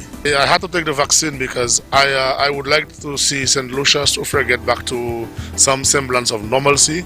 The vaccine is what is going to create herd immunity so that things can get back to normal again. Vaccine has been deemed very safe, very effective. So I'm very happy that I took my vaccine today, and I'm urging all my constituents to please make an effort to come get the vaccine.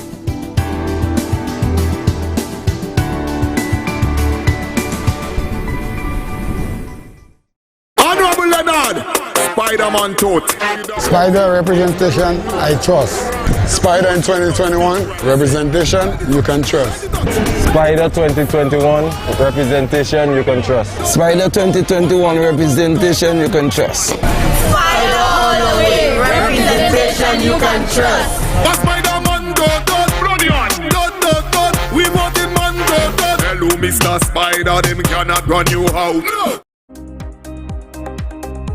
You know what I like about Spider? When it comes to community development, he has honored the elderly and children, also has been delivering monthly hampers to the sick and vulnerable, and also every Wednesday he has the soup kitchen who delivers food to the less fortunate.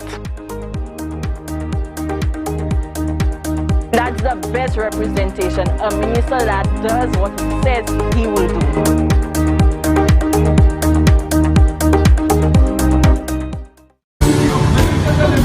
Hi, this is Senator Polius. My people of Dennery North, join me live on Sky FM 93.1 on Monday, March 8th from 8 p.m. as we observe International Women's Day under the theme Women in Leadership, Achieving an Equal Future in a COVID-19 World. Tune in and be part of the discussion.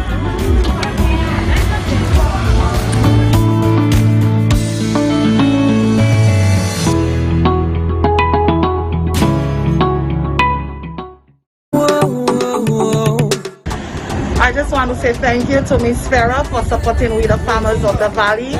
In that way, we hope it will go a long way with that fertilizer. We hope that we can see a progress on our farms and make very good use of it. We just want to say thank you so much. Working out together as one. Hey, building a nation of love. Well, UWP is the best thing that ever happened to St. Lucia because we go through 5 years of SLP. I personally was suffering because of Kennedy and Tim. Philip Jeppe never developed Masha. And we have Joachim Henry, a proven loser. Kenson versus Spider. That's a no-brainer, brother. Spider is the best thing that can happen to St. Lucia, much less Grosili. And I grew up in Grosili. Nobody never do nothing better for Grosili than Spider Montooth. Now, SLP, leave us alone. You all know you are not good. Give us a chance to live our life, brother. What has SLP ever bring to St. Lucia, apart from poverty? What Kenny Anthony ever do, what Philip Jeppe can ever do? You cannot develop Masha, you cannot develop Beaufort. How can you develop St. Lucia, brother?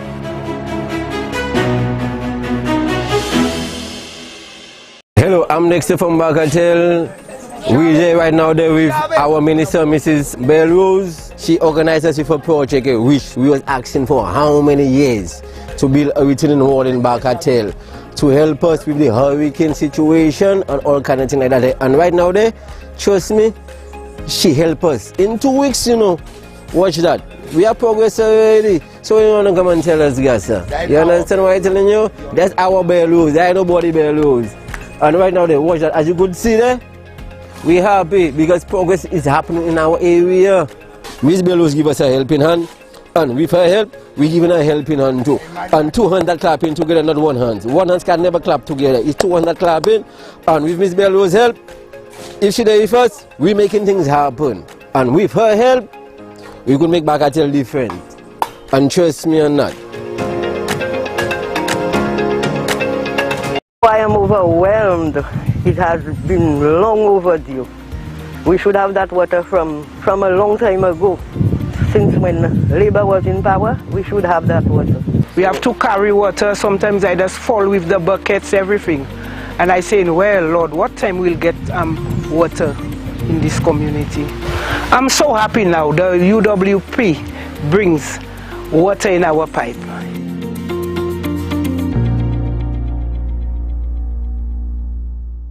It is so very easy to stand and say, as one of the members on the opposite side, oh, you're paying so many people to do so much work. Mr. Speaker, did you see the quality?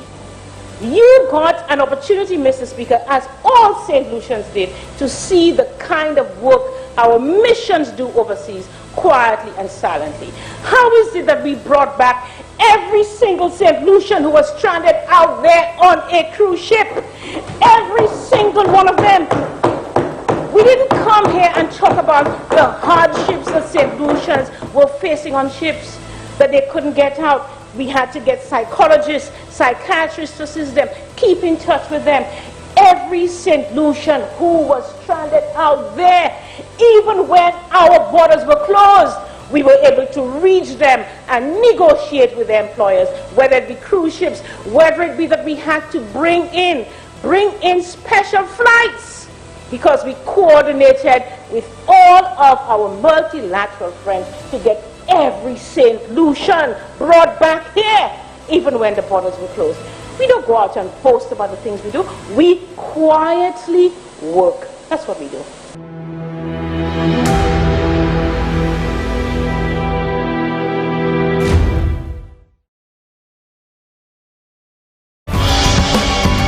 Moi, je remercie M. Ezekiel Joseph pour tout ça qu'il a fait en communauté. Côte-là, Chimé, community center, de l'eau, tout ça qu'il a fait, je remercie en chai. Even si je ne suis pas là, je vais poser ça. Je remercie un peu pour ça.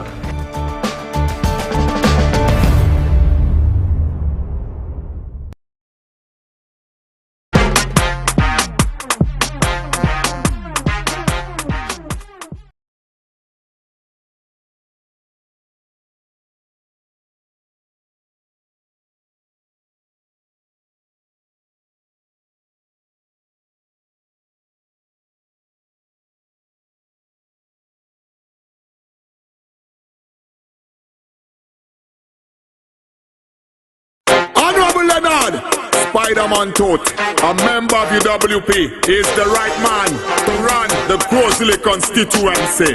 Like the Dutch, like the Dutch, like the Dutch. Flub, oh! Bloody on! Dot, dot, dot, for Spider-Man, dot, dot. Bloody on! Dot, dot, dot, we want it, man, dot, dot. Bloody on! Dot, dot, dot, for Spider-Man, dot, dot. Bloody on! Dot, dot, dot, we want it, man, dot, dot. Hello, Mr. Spider, them cannot run you out. No. Flabo got the plane, they could never put it out. No. That Labour Party go leave you in a dream. So, hear me out, my people, let's go Spider again. Bloody on! Dot, dot, dot, for Spider-Man, dot, dot. Bloody on! Dot, dot, dot, we want it, man, dot, dot. Bloody on! Dot, dot, dot, for Spider-Man, dot, dot. Bloody on! Dot, dot, dot, we want it, man, dot, dot. Capacity, web them. Casaba, web them. Cozile, web them. Bossejou, web them. Bonte, web them. Rodney Bay, web them. Tree, web them. Moshi, we go web them. Hello, Mr. Spider, them cannot run you out. No. Flabo got the plane, they could never put it out. No. This Labour Party go leave you in a drain. So, hear me out, my people, let's go Spider again. Wado Watch, web them. Marisil, web them. Corin, web them. Conivier, web them. Pegazon, web them. Kaimaje, web them. Monye, web them. Manchiro, go web them.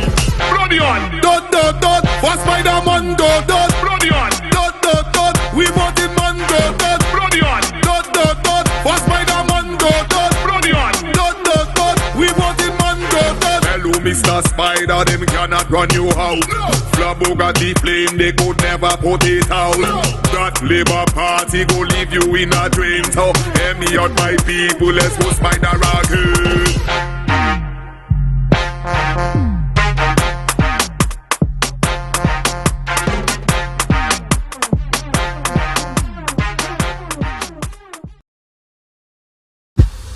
Mon repos, patience, me could, Chapweb, Wale, me could village. We going and vote over there. Hola, me could enough, you ready? Me good enough, there we go, me good enough. But we say, who we voting for, we voting anti-girl for sure. Who we voting for, we voting anti-girl for sure. Me good enough, who we voting for, we voting anti-girl for sure.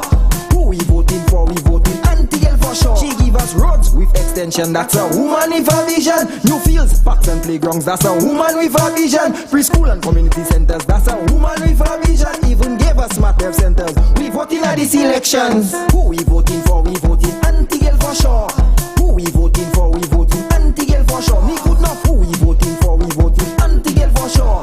Who we voting for, we voting anti-girl for sure. You could say you're for me and me good enough. mommy and me could not. Usa nou ka bayo ti kwa, ti kwa, ti kwa. Nou ka bayo ti kwa, ti kwa, ti kwa. Gel ka bayo ti kwa. We voting for, we voting anti-gel for sure. Who we voting for, we voting anti-gel for sure. Me could not. Who we voting for, we voting anti-gel for sure. Who we voting for, we voting anti-gel for sure. She give us roads with extension, that's a woman with a vision. New fields, parks and playgrounds, that's a woman with a vision. Preschool and community centers, that's a woman with a vision. Even gave us smart health centers. We voting at these elections. Who we voting for, we voting anti-gel for sure. Who we voting for, we voting anti-gel for sure. Me could not. Who we voting for, we voting anti-gel for sure. Who we voting for, we voting anti-gel for sure. Tikwa, tikwa, tikwa, tikwa, tikwa, tikwa. Gel ka bayo tikwa, tikwa, tikwa, tikwa, tikwa, tikwa. Gel ka bayo tikwa. Gave us a hope simply by just walking in. The moment you entered, we should have surrendered right then. You had a vision for all in the community. Your massive project shook the earth under me.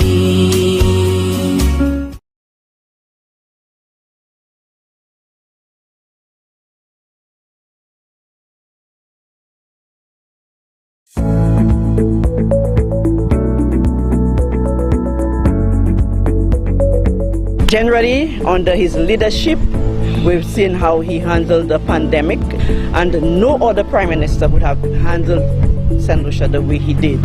Under his leadership, we've seen St. Lucia moving forward. St. Lucia right now is going to be a gem of the Caribbean. Right now, we can see that our tourism industry is revamping. And for sure, I know I've been out of a job for a year and 3 months working in the hospitality industry.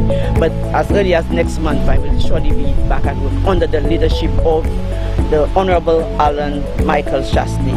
Shastney all the way. Let's keep working.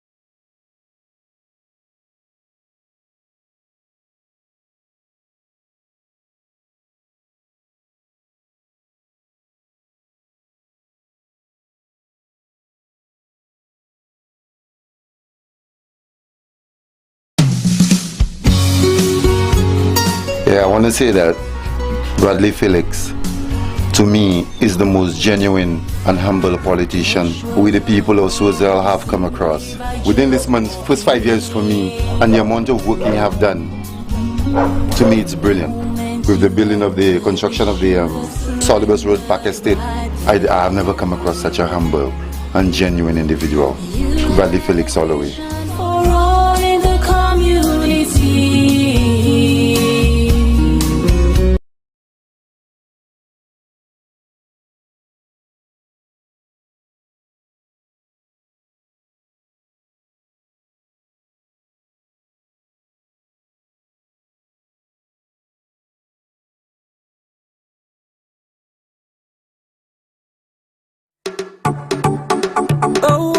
Yeah, bringing tourism to Ancillary, that's a very good thing we're doing.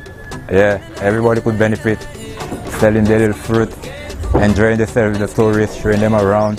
Check it, so that's a proper thing my minister doing for Ancillary. Check it, after so many years.